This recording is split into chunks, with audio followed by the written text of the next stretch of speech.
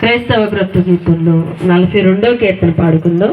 అందరూ కూడా కీర్తన పాడుతూ చప్పట్లు కొడుతూ దేవాది దేవుని ఆరాధించుకుందాం.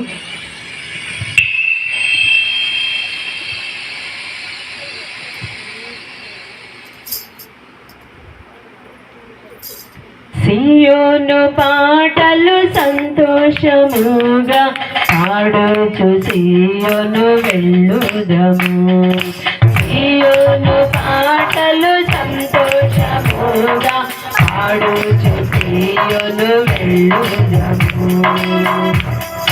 లోకాన శాశ్వత ఆనందమేమియు లేదని చెప్పెను ప్రియుడెను.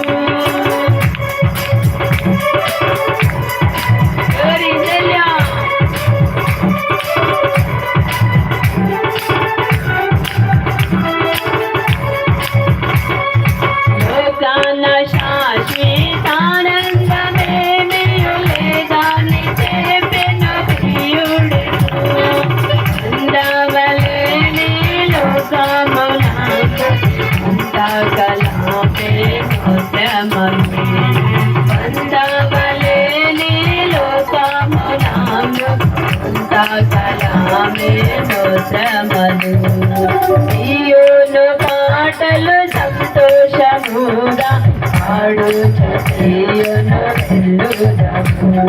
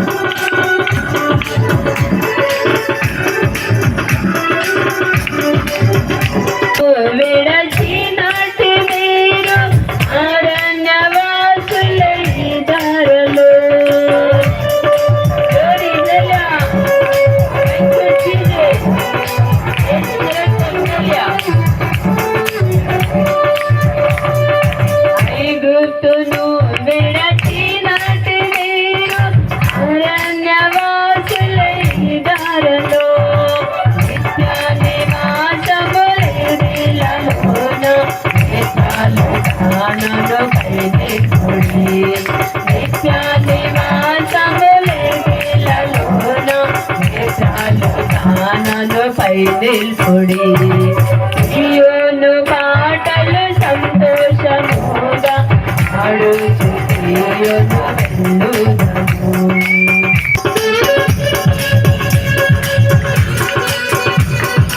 వెళ్ళుదము.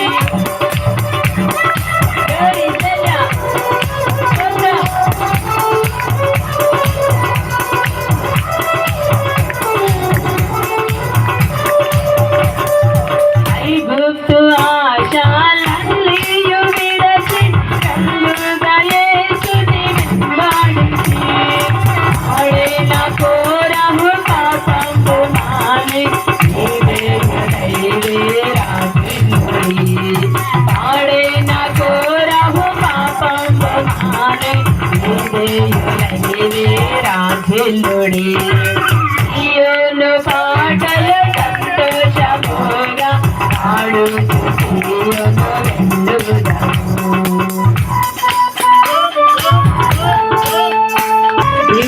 ఆనందము, ఆయనలోనే సంతోషము, ఆయనలోనే ఉత్సాహము, ఆయనలోనే సమస్యకి పరిష్కారము, ఆయన దగ్గరే జవాబు, ఆయన దగ్గరే సంతోషము, ఆయనతోనే మేలు. ఉత్సాహ గానములతో దేవుని ఆరాధిద్దాం. హల్లెలూయా. Thank you Jesus.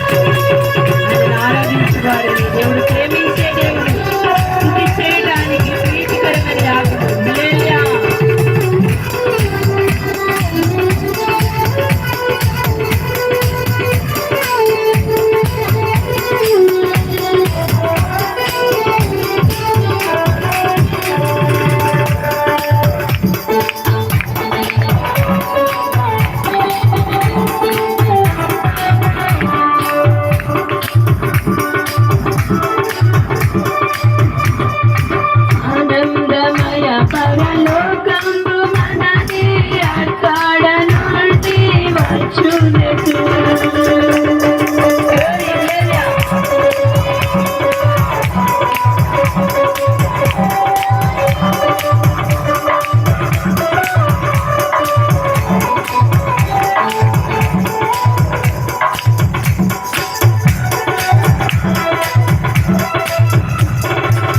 ఆనందమయ పరలోకము మనది అక్కడ నుండి వచ్చునకు.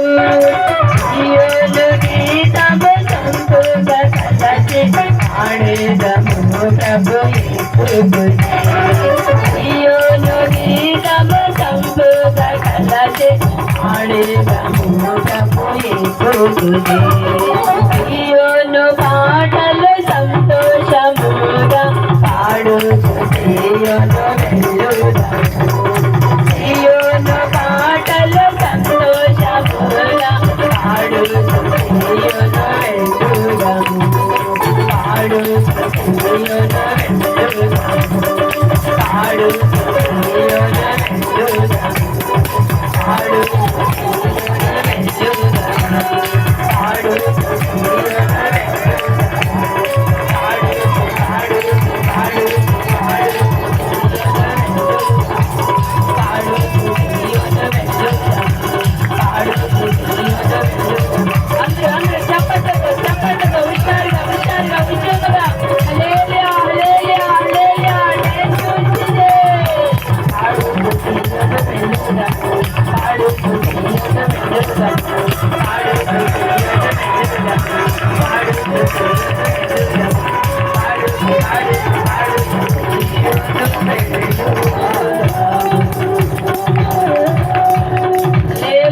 Thank you, Jesus.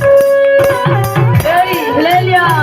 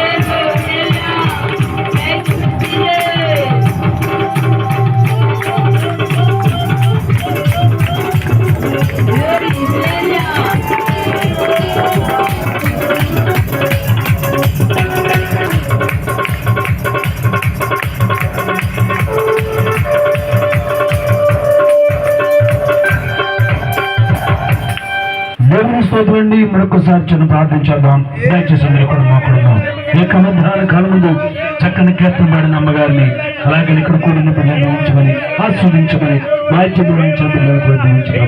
వచ్చని ప్రార్థించండి. మన ప్రభువును రక్షకుడిని యేసుక్రీస్తు వారి అతి పరిశుద్ధ నామమున అడిగి వేడుకుంటున్నాం తండ్రి. ఆమేన్. కూర్చుందాం. దేవుని స్తోత్రం. ఇప్పుడు మన మధ్యలో ఉన్నటువంటి మా కుమారుడేటండి ఇజాల్ రాజు గారు తన యొక్క రక్షణ సాక్ష్యం తెలియజేస్తారు. మనందరూ కూడా నిశ్శబ్దంగా ఉండండి. ముందుగా ఈ అవకాశం ఇచ్చండి. ఆత్మీయ తల్లిదండ్రులకు ఇక్కడ కూడి ఉన్న పరిశుద్ధ సంఘం అంతరికి నా హృదయపూర్వక వందనాలండి. దేవునికి స్తోత్రం. దేవుడు మొట్టమొదటిగా నా జీవితాన్ని ఏ విధంగా మార్చాడని తెలియపరుస్తున్నానండి. నేను చిన్నప్పటి నుంచి ఆత్మీయ తల్లిదండ్రులతోనే పెరిగానండి, ఆత్మీయ తల్లిదండ్రులతోనే ఉన్నాను. మరి నా యొక్క జీవితము ఎంతో అతి ఘోరమైన జీవితము, పలుమార్లు చనిపోయి బతికి వచ్చిన జీవితం అండి అది. ఏనాడు నశించిపోవాల్సిన వాడిని కనీసము నా యొక్క లైఫ్లో ఒక మంచి అనేది ఏది జరగని పరిస్థితులు నేను చెవి చూశానండి. అటువంటి స్థితిగతుల్లో ఉన్నప్పుడు యేసుక్రీస్తు ప్రభువారి గురించి, యేసుక్రీస్తు ఆయన ఎవరు ఏంటనేది నాకు ఎంతగానో తెలియజేసిన దేవాది దేవుడే కానీ, ఆత్మీయ తల్లిదండ్రులే కానీ నాకు ఈనాటి వరకు స్ఫూర్తిని నన్ను నడిపిస్తూ ఉన్నారండి. అందరి బట్టి దేవాది దేవునికి స్తోత్రాలు అర్పిస్తున్నాను. మరి ముఖ్యంగా మరి నా యొక్క జీవితంలో నా యొక్క లైఫ్ అంతట్లో కొన్ని ఫ్రేజెస్ని నేను ఫేస్ చేశానండి. నా యొక్క స్టడీస్ కానీ, లేదంటే నా యొక్క కెరీర్లో కానీ, లేదంటే లోకానుసారంగా జీవిస్తూ, లోకపరంగా జీవిస్తూ, పలు విధాలుగా శాపాన్ని అనుభవిస్తూ ఉన్న నా జీవితాన్ని ఎంతగానో దేవుడు అమోఘంగా మార్చాడు, ఎంతగానో దేవుడు అద్భుత రీతిగా, ఆశ్చర్యరీతిగా మార్చాడు దేవాది దేవుడు. మొట్టమొదటిగా నా పేరు ఇజ్రాయెల్ రాజు అండి. మరి మా ఇంట్లో దగ్గర ఒక 4 మెంబర్స్ వరకు ఉంటారండి. నేను, అన్నయ్య, అక్క, చెల్లి, మరి మమ్మీ, డాడీ అందరూ ఉంటామండి. సో నా యొక్క జీవితంలో నేను చూసినట్లయితే, నా స్టడీస్ నుంచి నేను చూసినట్లయితే, నేను 8th స్టాండర్డ్ 9th 10th ఆ వరకు నేను చాలా బాగున్నానండి. యేసుక్రీస్తు ప్రభువారిలో ఎంతో బలంగా ఉంటూ, యేసుక్రీస్తు ప్రభువారిలో ఎంతగానో ఎదుగుతూ, ఆత్మీయ తల్లిదండ్రులతోనే తిరుగుతూ ఉండేవాడిని, ఆత్మీయ తల్లిదండ్రులతోనే ఉండేవాడిని. వారు ఎక్కడికి వెళ్తే అక్కడికి వస్తూ ఉండేవాడిని, ప్రార్థనలు చేసుకునేవాడిని, వాక్యం చదువుకుంటూ ఉండేవాడిని. మరి ఎక్కడన్నా ఆరాధన పెడితే ఆరాధనలో కూడా వచ్చి ఆయన నామాన్ని గణపరుస్తూ, ఆయన నామాన్ని స్తుతిస్తూ ఉండేవాడిని అండి. దేవాది దేవుళ్ళు ఎంతగానో బలంగా చిన్నప్పటి నుంచి ఎంతగానో బలంగా ఉండేవాడిని. కానీ కొన్ని సందర్భాల్లో నేను లోకంలోనే కలిసిపోయానండి. అది ఎట్లాగంటే, లోకానుసారంగా జీవిస్తున్న నా యొక్క ఫ్రెండ్స్తో కానీ నేను ఎక్కువగా టైం స్పెండ్ చేస్తూ, ఇంకా దుర్వాలవాట్లకు గురయ్యి ఎంతగానో దుఃఖానికి, ఎంతగానో ఫ్యామిలీకి బ్యాడ్ నేమ్ తెస్తూ, ఎంతగానో దేవునికి వ్యతిరేకంగా జీవిస్తూ ఉన్నాను. దేవునికి అనుకూలంగా కాకుండా ప్రతికూలంగా జీవిస్తూ ఉన్నానండి. పలు విధాలుగా ఆత్మీయ తల్లిదండ్రులు నా గురించి ఎంతగానో ప్రార్థన చేస్తూ, ఎంతగానో నన్ను ఆదరిస్తూ, ఆదుకుంటున్నప్పటికీ కూడా లోకము చేతులు నేను ఒక బానిసలాగా, ఒక కీలుబొమ్మలాగా, అపవాది చేతులు కీలుబొమ్మలాగా నేను తయారైపోయానండి. అపవాది చేతిలో ఒక బొమ్మలాగా నేను తయారైపోయాను. అంటే చెప్పాలంటే, వాడు ఎటు తిప్పితే అటు నేను వెళ్ళే విధంగా, వాడు ఎటు మోల్డ్ చేస్తే అటు వెళ్ళే విధంగా నా హార్ట్నే కానీ, లేదంటే నా మైండ్ సెట్నే కానీ పూర్తిగా వాడి వైపుకి తిప్పేసేసుకున్నాడండి. అంటే ఎట్లాగంటే, ఎంత దుస్థితిగా అంటే, ఇంకా పొద్దున్నే లేగడము, ఇంకా సాయంకాలం వరకు లోకంలోనే తిరగడము, ఫ్రెండ్స్తో షికారులు, జల్సాలు చేయడము, బాగా త్రాగుళ్ళకి, వ్యసనాలకి అలవాటు పడిపోయి బాగా దుర్వినయమైన జీవితాన్ని జీవిస్తూ ఉండేవాడినండి. పొద్దున్న లేచిన కాడ నుంచి ఎంతగానో లోకంలోనే తిరుగుతూ ఉండేవాడిని. కనీసము మందిరంలోనికి రావడము, ఇంకా ఆ యొక్క తీరంతా ఇంకా పోయిందండి నాలో నుంచి. ఎట్లాగంటే, ఇంకా యేసుక్రీస్తు ప్రభువారు నా యొక్క నా లైఫ్లో లేడు అనే విధంగా సాతాను నన్ను శోధనకు గురి చేశాడు, చాలా అపాయములకు, ఆపదలకు గురి చేశాడండి. వన్స్ అపాన్ ఎ టైం నా యొక్క జీవితంలో నేను వెనక్కి తిరిగి చూసుకుంటే ఏ మంచి లేదు అనే పరిస్థితికి నేను దిగజారిపోయాను. పలు విధాలైన యాక్సిడెంట్లకి, పలు విధాలైన దేవునికి వ్యతిరేకమైన పనులు చేస్తూ ఆయనకు ఎంతగానో బ్యాడ్ నేమ్ తెచ్చిన వ్యక్తిని నేను. యేసుక్రీస్తు ప్రభువారికే కానీ, నా తల్లిదండ్రులకే కానీ, సంఘానికే కానీ ఎంతగానో బ్యాడ్ నేమ్ తెచ్చిన వ్యక్తి నేను. ఆయన నామ మహిమార్థమై జీవించకుండా, ఆయన నామ మహిమార్థమై ఆయనను గణపరచకుండా, దేవునికి వ్యతిరేకంగా జీవిస్తూ, దేవునికి ప్రతికూలంగా, అంటే ఆయనకు అనుకూలంగా కాక ప్రతికూలంగా జీవిస్తూ ఉండేవాడిని. ఎవరి మాట వినవని కాదు, ఏ ఒక్కరి మాట వినవని కాదండి. ఆత్మీయ తల్లిదండ్రుల మాట అస్సలు వినవని కాదు. వాళ్ళు ఇటు పిలిస్తే అటు పరిగెత్తేసాను, అటు పిలిస్తే ఇటు పరిగెత్తేసేవాడిని. నాకు నా ఫ్రెండ్సే కావాలి, నాకు ఇంకెవ్వరూ వద్దు, నాకు ఇంకా ఈ యొక్క మందిరంలో కానీ, లేదంటే ఇంట్లో కానీ ఎవరు నాకు అక్కర్లేదు, నాకు నా ఫ్రెండ్సే ముఖ్యం, నాకు వాళ్ళే ముఖ్యం అన్నట్లుగా నా యొక్క జీవితము ఉండేదండి. ఇక ఆఖరికి చివరికి ఇంకెట్లాగంటే, ఎంత దుస్థితికి దిగజారిపోయానంటే, చివరికి చనిపోతే బాగుండు, ఆత్మహత్య చేసుకొని చనిపోతే బాగుండు, ఈ లైఫ్ ఎట్లా జీవించడం కంటే వ్యతిరేకంగా జీవిస్తూ, క్రీస్తుకు వ్యతిరేకంగా జీవిస్తూ ఇంకెందుకు బతకడం అని 10 విధాలుగా చచ్చిపోయే పరిస్థితులు కూడా చాలా. ఒకనొక సమయంలో నేను మా ఫ్రెండ్స్తోనే ఉంటే ఒక చిన్న గొడవలో నేను నా యొక్క లైఫ్ని అప్పుడే ముగించేసుకోవాల్సిన వాడిని. నా దేవుడు యేసుక్రీస్తు ప్రభువారు నన్ను బ్రతికించి ఆదరించి ఆదుకున్నాడు. ఒకసారి కాదు, 2 సార్లు కాదు, 3 సార్లు కాదు. అలా చిన్నప్పటి నుంచి ఇప్పటి వరకు కూడా దేవుడు నన్ను ఎన్నో విధాలుగా కాపాడాడు. ఆయన రక్షించడం, ఆయన నామానికే మహిమ, ఆయన నామానికే ఘనత కలగాలి. నా గురించి ఎంతగానో ప్రార్థించిన ఆత్మీయ తల్లిదండ్రులు నా గురించి ఎంతగానో ప్రయాసపడి ఎంతగానో నా గురించి ప్రార్థించారండి. సంఘ సభ్యులే కానీ నా గురించి ఎంతగానో ఆదరించారండి. నన్ను ఎంతగానో బ్లెస్కరంగా, అంటే నన్ను ఆశీర్వాదకరంగా ఈనాడు నేను అట్లా నిలవగలిగానంటే దేవాదేవుని కృప, ఆయన వాత్సల్యత నీడలో జీవించడం వల్లనండి. ఆయనే గనక నేను అనుసరించకపోయి ఉంటే, ఆయనే గనక నేను నమ్మకపోయి ఉంటే నేను నాటికి బ్రతికుండేవాడిని కాదు. అట్లా దేవుణ్ణి ఆరాధిస్తూ దేవుణ్ణి స్మరిస్తూ బాగుండాలి కదా, లేదు, వెంటనే మరలా లోకంలో కలిసిపోయేవాడిని. మరలా వెంటనే దేవుణ్ణి ఇంకా కొన్ని రోజులు బాగానే ఉండేవాడిని మంచిగా, వెంటనే లోకంలో కలిసిపోయేవాడిని. మరలా కొద్ది క్షణాల్లో సాతాను యొక్క టెంప్టేషన్స్కి, సాతాను యొక్క శోధనలకు, పలు విధాలుగా అపవాది శోధిస్తున్నప్పుడు వారి శోధనలకు బందీ అయిపోయి ఆ యొక్క సాతాన్ని నేను ఎదిరించలేక వాడి యొక్క చేతిలో బానిసగా ఉండిపోయేవాడిని. ఒంటి నిండా పచ్చిపోయింట్లు వేయించుకోవడం, దేవునికి వ్యతిరేకమైన జీవితాన్ని జీవించడం, ఎన్నో యొక్క కేసెస్లు, పోలీస్ స్టేషన్లకు వెళ్ళడం, దేవునికి వ్యతిరేకంగా జీవించడం, గొడవలు, తాగులు, తందనాలు, ఇదే నా వ్యవహారంగా ఉండేది. అరే మన ఇంట్లో పరిస్థితి ఏంటి, మన ఆత్మీయ తల్లిదండ్రులు ఎట్లా ఉన్నారు, ఇంట్లో ఎటువంటి బిడ్డలు ఉన్నారు, నేనేంటి ఎట్లా ఉన్నాను అనేది నాకు అప్పుడు తెలిసి ఉండేది కాదు. నేను చేసేదే కరెక్టు, నేను చేసేదే రైటు, నాకు ఏది అనిపిస్తే అది చేయాలి, నాకు ఏది కోరితే అది కావాలి, నాకు ఏది నచ్చితే అది చేయాలి. నా లైఫ్ అంతా కూడా నా డెసిషన్స్ వల్ల, నా యొక్క ప్రణాళికలతోనే నేను సాగానండి. అట్లా ఎన్నో విధాలుగా ఫిజికాలిటీలోనే కానీ, లేదంటే స్పిరిచువాలిటీలోనే కానీ, ఎమోషనల్లే కానీ స్ట్రెస్కి గురైపోయి, డిప్రెషన్కి గురైపోయి చాలా అవరోధాలు ఫేస్ చేశాను.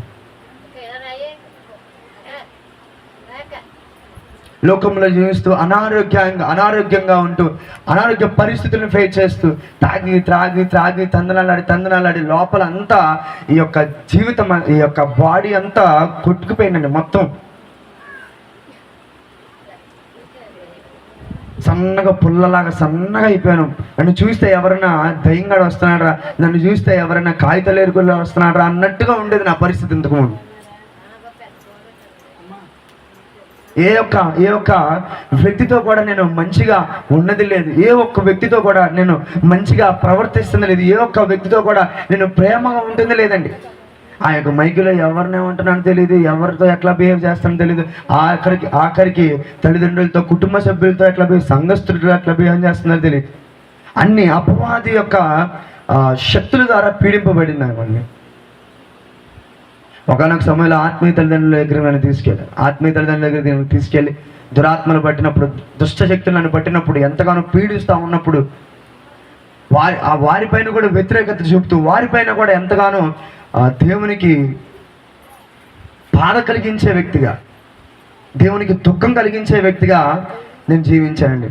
కానీ ఆత్మీయ తల్లిదండ్రులు ఎప్పుడైతే నా గురించి ప్రార్థన చేశారో, నా యొక్క జీవితంలో ఉన్న ఆ యొక్క చీకటి శక్తులు, అపవాది శక్తులు అన్నీ పారిపోయినాయండి. దేవాది దేవుడు నన్ను ఎంతగానో రక్షించాడు, ఎంతగానో కాపాడాడు, ఎంతగానో ఆదరించాడు, ఎంతగానో నన్ను విమోచించాడు.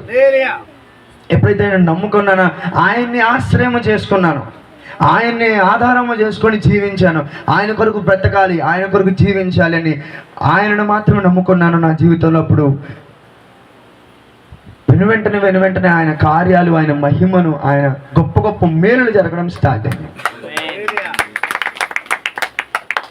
యేసుక్రీస్తు ప్రభువారిని నమ్ముకోవడం వల్ల ఆయన మహిమను, ఆయన ప్రభావాన్ని దేవుడు నా పైన చూపాడండి. ఎంతగానో ప్రేమ చూపాడు, ఎంతగానో వాత్సల్యత చూపాడు. నేను యేసయ్యని నమ్మిన తర్వాత, యేసుక్రీస్తు ప్రభువారిని నమ్మిన తర్వాత ఆత్మీయ తల్లిదండ్రులతోనే పరిచయాలు తిరుగుతూ, ఆత్మీయ తల్లిదండ్రులతోనే ఉండేవాడిని. విత్ ఇన్ 1 ఇయర్లోనే దేవుడు నాకు మ్యారేజ్ చేశాడు. నా లైఫ్ నాకు దేవుడు మంచి భార్యను అనుగ్రహించాడు. అండ్ విత్ ఇన్ 1 ఇయర్లోనే దేవుడు నాకు మంచి బిడ్డను అనుగ్రహించాడండి. నన్ను ఎంతగానో దీవించాడు, ఎంతగానో ఆశీర్వదించాడు. ఇంతకుముందు నా యొక్క లైఫ్లో నేను వెనక్కి తిరిగి చూసుకుంటే ఏ ఒక్క దీవెన, ఏ ఆశీర్వాదాన్ని నేను పొందుకోలేని వాడిగా ఉండేవాడిని. శాపాన్ని అనిపిస్తూ, దోషాన్ని అనిపిస్తూ ఉండేవాడిని. కానీ దేవాది దేవుని దయ వల్ల, ఆయన కృప ద్వారా ఈనాడు దేవుడు నన్ను సజీవ లెక్కలో ఉంచాడండి. ఎక్కడో రోడ్ల మీద తిరుగుతా ఉన్న నా జీవితాన్ని ఎక్కడో ఒక పాత రోత పాప శాప జీవితంలో నుంచి దేవుడు నన్ను విడిపించాడు. దేవుడు నన్ను కాపాడాడండి. ఎంతగానో మహిమపరిచాడు, ఎంతగానో కనపరిచాడు. వాళ్ళు ఏసీ కార్లు, ఏసీ రూముల్లో దేవాది దేవుడు నిలవబెట్టాడు. ఎంతగానో గొప్పగా నన్ను దీవించాడు, ఎంతగానో ఆశీర్వదిస్తా ఉన్నాడు. ఆయన నామానికే ఘనత కలుగును గాక. హల్లెలూయా. యేసుక్రీస్తు ప్రభువారిని ఆరాధించడం మొదలుపెట్టిన తర్వాత నా జీవితంలో ఉన్న ఒడిదుడుకులన్నీ తొలగిపోయినాయండి. యేసుక్రీస్తు ప్రభువారిని మహిమపరచడం వల్ల నా జీవితంలో ఉన్న అపాయములు, ఆపదలు అన్నీ తొలగిపోయినాయండి. ఆయన పరిచయం చేస్తూ, పాటలు పాడుతూ, ఆయన నామ మహిమార్థమే వాక్యం చెబుతూ, సాక్ష్యాలు చెప్తూ, వాయిద్యాలు వాయిస్తూ, ఇట్లా దేవుని పరిచయంలో ఎప్పుడైతే ముందు కొనసాగడమో, నేను ఎప్పుడైతే జరిగానో, ఇక లోకంలో ఉన్న ప్రతిదీ కూడా నా నుంచి దూరం అయిపోయినాయి. లోక స్నేహాలు కానీ, లోక బాంధవ్యాలు కానీ, లోక క్రియలే కానీ దేవుడు నా దగ్గర నుంచి దూరం చేశాడు. ఆత్మీయంగా, ఆధ్యాత్మికంగా ప్రార్థనలో బలపడడానికి దేవుడు ఎంతగానో సహాయం చేస్తూ ఉన్నాడు, ఎంతగానో ఆదరిస్తూ ఉన్నాడు.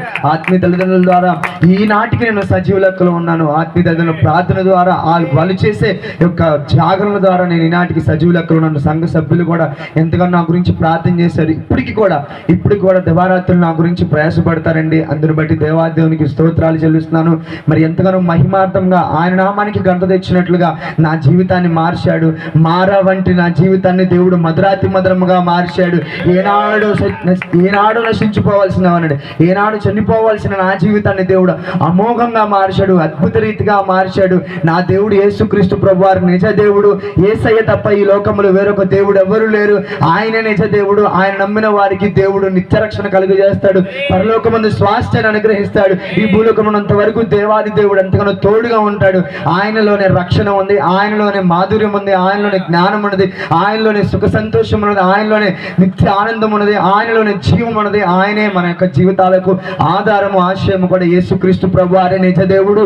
యేసయ్య మాత్రమే నిజ దేవుడు, గొప్ప దేవుడు. యేసయ్య మాత్రమే అద్వితీయమైన దేవుడు. యేసయ్య మాత్రమేనండి. ఈ లోకములు దేవతలను వారు పేరు పెట్టబడిన వారు ఎంతో మంది వచ్చాము కానీ, దేవుళ్ళను వారు ఎంతో మంది వచ్చాము కానీ, యేసుక్రీస్తు ప్రభువారి వంటి దైవము, నిజమైన దైవము ఈ లోకంలో ఎవరు లేరు. యేసయ్య నిజ దేవుడు, యేసయ్య నిజ దేవుడు. నా సొంత రక్షకుడైన యేసుక్రీస్తు ప్రభువారు నా జీవితాన్ని బాగు చేయవాడు. ఆయనకు మాదిరికరంగా, ఆయనకు మాత్రం మంచి పేరు తెచ్చినట్లుగా జీవించాలని నేను ఎంతగానో మనస్ఫూర్తిగా ఇప్పటికీ కూడా ఆత్మీయ జీవితంలో వర్ధిల్లుతూనే ఉన్నాను. ఇంకను దేవుడు నాకు తోడుగా ఉండాలని, ఇంకను మరలా లోకం వైపు నేను తిరగకూడదని, ఆయన నామ మహిమార్థమై జీవించాలని మనస్ఫూర్తిగా ప్రార్థించాలని కోరుతున్నానండి. ఇది నా సాక్ష్యము. నేను దగ్గర టూకీగా నేను చెప్పుకుంటూ వెళ్ళిపోయానండి. ఇంకా చాలా అంటే చాలా వరకు సాక్ష్యం ఉన్నది. నేను స్కిప్ చేస్తూ చెప్పుకుంటూ వెళ్ళిపోయాను. నా దేవుడు నా యొక్క హృదయాంతరంగంలో ఉండి నా ప్రతి శాపాన్ని, దోషాన్ని తొలగించాడు. అనారోగ్య స్థితిలో నుంచి కూడా దేవుడు తప్పించాడు. ప్రతి ఒక్క అవరోధాల నుంచి కూడా దేవుడు తప్పించాడు. నా దేవుడు నీకున్న ప్రతి ఒక్క సమస్యలను కూడా తప్పించగలడు. నీ జీవితాన్ని కూడా మార్చగలడు. ఈనాడు యేసుక్రీస్తు ప్రభువారిని నీ సొంత రక్షకునిగా అంగీకరిస్తే దేవాది దేవుడు తోడుగా ఉంటాడు. ఆయన ప్రేమను చూపుతాడు. ఈ లోకంలో ఆయనలాగా ప్రేమ చూపేవారు, ఆయనలాగా దయ చూపేవారు, కృప చూపువారు, కనికరమ చూపేవారు ఎవరు లేరండి. యేసయ్య మాత్రమే నిజమైన దేవుడు. ఆయనే ఈ లోకానికి రక్షకుడై ఉన్నాడు. యేసయ్య మాత్రమే. ఒక్క మాటను మాత్రం నేను బలంగా చెప్పగలనండి. ఏనాడు నా లైఫ్ని నేను హోప్ వదిలేసేసుకున్నాను, నా లైఫ్ని ఏనాడు ఫెయిత్ వదిలేసేసుకున్నాను, ఇక నా జీవితం వేస్ట్ అనుకున్న సమయంలో యేసుక్రీస్తు ప్రభువారు తన చెయ్యందించి నన్ను ముట్టి లేవనెత్తి నా కొరకు తన ప్రాణాన్ని అర్పించి, నా కొరకు తన యొక్క రక్తాన్ని దాల్చి ఎంతగానో నన్ను కాపాడి రక్షించాడు. ఆయన గురించి నేను ఎంతగా చెప్పినా కానీ నా రుణాన్ని నేను తీర్చలేను. యేసుక్రీస్తు ప్రభువారు అంత గొప్పవాడు. యేసుక్రీస్తు ప్రభువారు అంత మహత్యం కలిగిన మహాగణుడు. ఆయన యేసయ్య నీ జీవితంలో అంటే ఎటువంటి మేలైనా నాకంటే నా యొక్క జీవితంలో చేసిన మేలందరికంటే దేవుడు ఎన్నో మేలులు ఘనముగా చేస్తాడని మనస్ఫూర్తిగా కోరుతున్నాను. అట్లనే ఈనాడే నీ యొక్క సొంత రక్షకునిగా యేసయ్యను అంగీకరించు. యేసయ్యను నీ యొక్క హృదయంలో నీకు చేర్చుకో. ఆయన నిత్య జీవాన్ని కలుగజేస్తాడు. దేవునికి స్తోత్రం. మీ అందరికీ నా వందనాలు. దేవుని స్తోత్రం. చిన్న ప్రార్థన చేద్దామండి. దయచేసి అందరం మోకరుద్దాం. మహాగణుడివి, కృపామయుడు, ప్రేమగల యేసయ్యా, నీ పాదములకు వేలాది కోట్లాది స్తుతులు. ఇదిగో నీ ప్రియబిడ్డలు చెప్పిన చక్కని ప్రభా సాక్ష్యమును దీవించి ఆశీర్వించు. ఇజ్రాయెలుని ఆయన యొక్క భార్య బిడ్డను దీవించి సహాయం చేయి. వారి సేవని, సంఘాన్ని, పరిచర్ను దీవించి ఆశీర్వించును. ఇంకా నీ పనులు బలంగా వాడుకొని అనేకులు సాక్షిగా మాదిరిగా గణపరిచి బలపరిచి సహాయం చేయి. మన ప్రభువును రక్షకుడిని యేసుక్రీస్తు వారి అతి పరిశుద్ధ నామమున అడిగి వేడుకుంటున్నాం తండ్రి. ఆమేన్. కూర్చుందామండి. ఇప్పుడు మన మధ్య నుండి పాల్ కాలింగ్ వుడ్ వారు చక్కని కీర్తన పడతారు.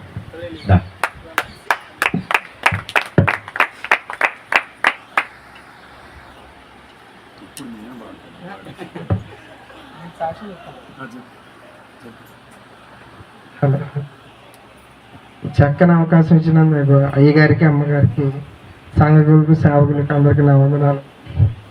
ముఖ్యంగా నేను చెప్పే సాక్ష్యం ఏంటంటే, నేను ఒక 2 years బ్యాక్ హెల్త్ ఇష్యూ అయిందండి. అది ఎలా అయిందంటే, ఒక టెంపుల్కి వెళ్ళొచ్చి మరుసటి రోజు మ్యారేజ్కి వెళ్ళాను. దాని ద్వారా heavy fever and motions, extra ఇంకా బాడీ పెయిన్స్ చాలా హెవీగా అయింది. దాంతో నేను బాగా నీరసించిపోయాను. ఆల్మోస్ట్ ఒక రోజుకు ఒక 20 మోషన్స్ అయ్యాయి. అందులో నేను అసలు నాకు ఒంట్లో చల్లడం అనేది ఇంకేమీ లేదు. చాలా ఇబ్బంది పడిపోయాను. అప్పట్లో ఏంటంటే మా సిస్టర్ నాకు ఫోన్ చేసి విజయవాడ నుంచి, నీకు ఏదో చీకట్లు ఉన్నాయి, నువ్వు చాలా ఇబ్బందుల్లో ఉన్నావు, నువ్వు అక్కడ ఉంటే చనిపోతావు అర్జెంటుగా అని చెప్పేసి అక్కడి నుంచి విజయవాడ తీసుకొచ్చారు. విజయవాడ చర్చికి రాగానే అయ్యగారు నన్ను చూసి ప్రార్థన చేశారు. చూడగానే, అయ్యా నీకేమీ కాదు, నీ ప్రభువు నమ్ముకో, నీకు తోడుగా ఉంటారు, సో నీకు ఎటువంటి రక్షణ ఉంటుంది, దానివల్ల నీకు ఎటువంటి ఇబ్బందులు ఉండవు, నీకు ప్రభువు నమ్ముకొని ప్రార్థన చేయి, నీకు ఏమవుతుందని అలాగే అన్నాడు.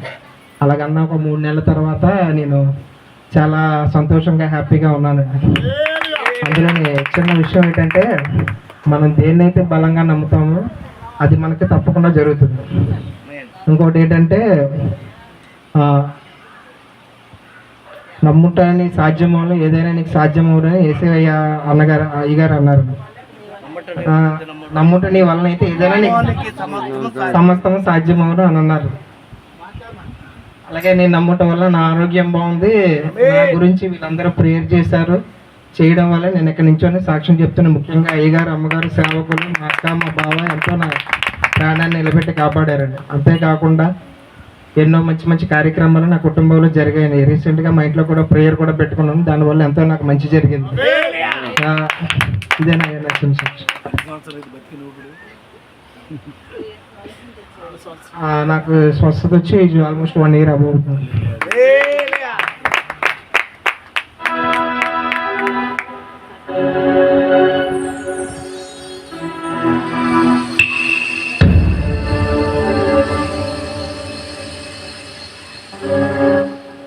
ఎంత గొప్పవాడవయ్యా ఓ యేసయ్యా, నీ మహిమలు చూపునయ్యా ఈ లోకాన. ఎంత గొప్పవాడవయ్యా ఓ యేసయ్యా, నీ మహిమలు చూపునయ్యా ఈ లోకాన. యేసుడా మా ప్రియ బంధువా, యేసుడా మా ప్రియ బంధువా, ఎంత గొప్పవాడవయ్యా ఓ యేసయ్యా, నీ మహిమలు చూపునయ్యా ఈ లోకాన. ఎంత గొప్పవాడవయ్యా ఓ యేసయ్యా, నీ మహిమలు చూపునయ్యా ఈ లోకాన.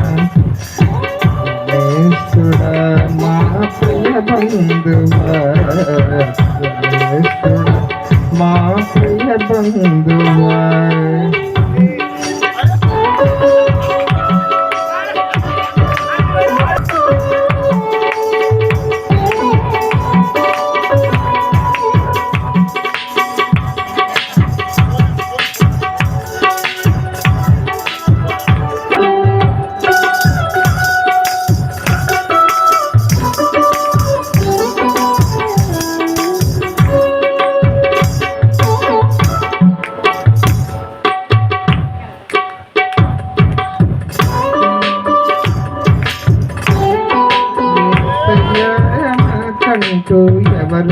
లేరయ్యా నిన్ను నమ్మిని బ్రతుకుచుంటిని నిన్ను వెతుకుచు పరుగెత్తుచుంటిని చూడు యేసయ్యా నన్ను చూడు యేసయ్యా చెయ్యి పట్టి నన్ను నీకు నడుపు యేసయ్యా యేసయ్యా నాకంటూ ఎవరు లేరయ్యా నిన్ను నమ్మి బ్రతుకుచుంటిని నిన్ను వెతుకుచు పరుగెత్తుచుంటిని చూడు యేసయ్యా నన్ను చూడు యేసయ్యా చెయ్యి పట్టి నన్ను నీకు నడుపు యేసయ్యా యేసయ్యా నాకంటూ ఎవరు లేరయ్యా నిన్ను నమ్మి బ్రతుకుచుంటిని నిన్ను వెతుకుచు పరుగెత్తుచుంటిని చూడు యేసయ్యా నన్ను చూడు యేసయ్యా చెయ్యి పట్టి నన్ను నీవు నడుపు యేసయ్యా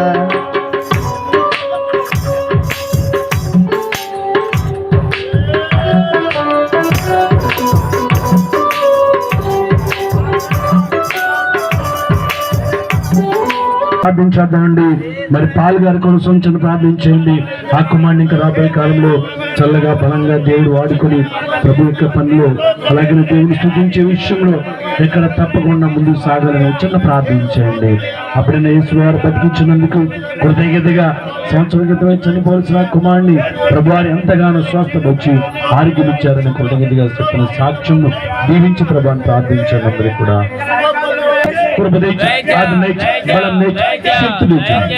మన ప్రభువును రక్షకుడిని యేసుక్రీస్తు వారి అతి పరిశుద్ధ నామమున అడిగి వేడుకుంటున్నాం తండ్రి. ఆమేన్. కూర్చుందామండి. దేవుని స్తోత్రం. అందరూ బాగున్నారండి? బాగుండి ఒక్కసారి చప్పలు కొట్టాలి. యేసు రక్తమునకే జయం.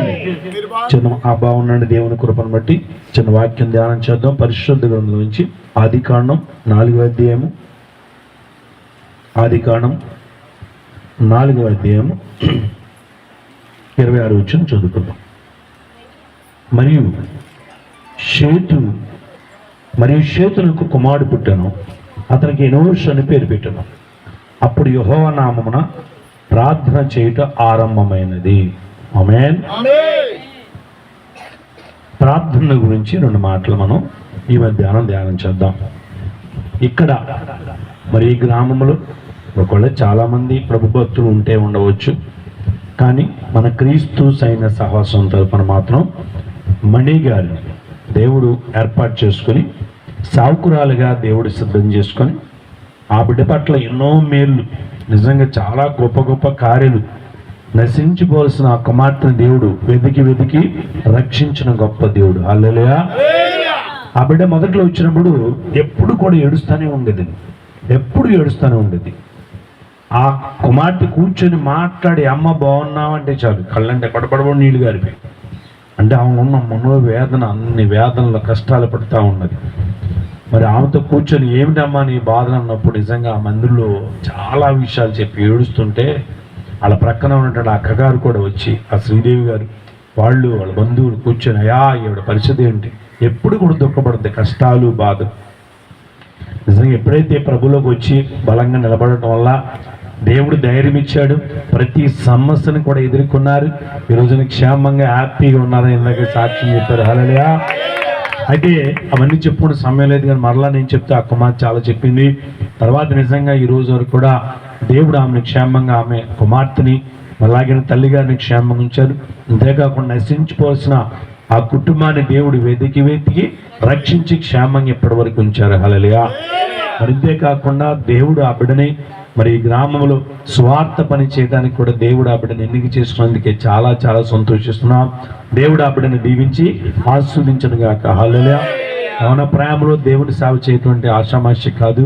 దేవుని స్వార్థ పనికి ఉపవాసాలు చేయాలి, ప్రార్థనలు చేయాలి, కనిపెట్టాలి, దుశ్శక్తుల సమూహాల పోరాటాలను జయించాలి, ఎన్నో కుటుంబ సమస్యలు జయించాలి. ఇలాంటి వాటిలో పోరాటం చాలా ఉంటుంది. మరి యవన ప్రాయం నిజంగా అలాంటి కుమార్తె యవనస్తురాలు ఏమాత్రం వెనకం చేయకుండా దేవుని సేవ చేయడానికి బహుగా శ్రమపడి చేస్తాను. రాత్రికాలం ముందు నిన్న 2-3 కోటాలు ఉన్నాయి. చాలా అలిసిపోయామండి మేము.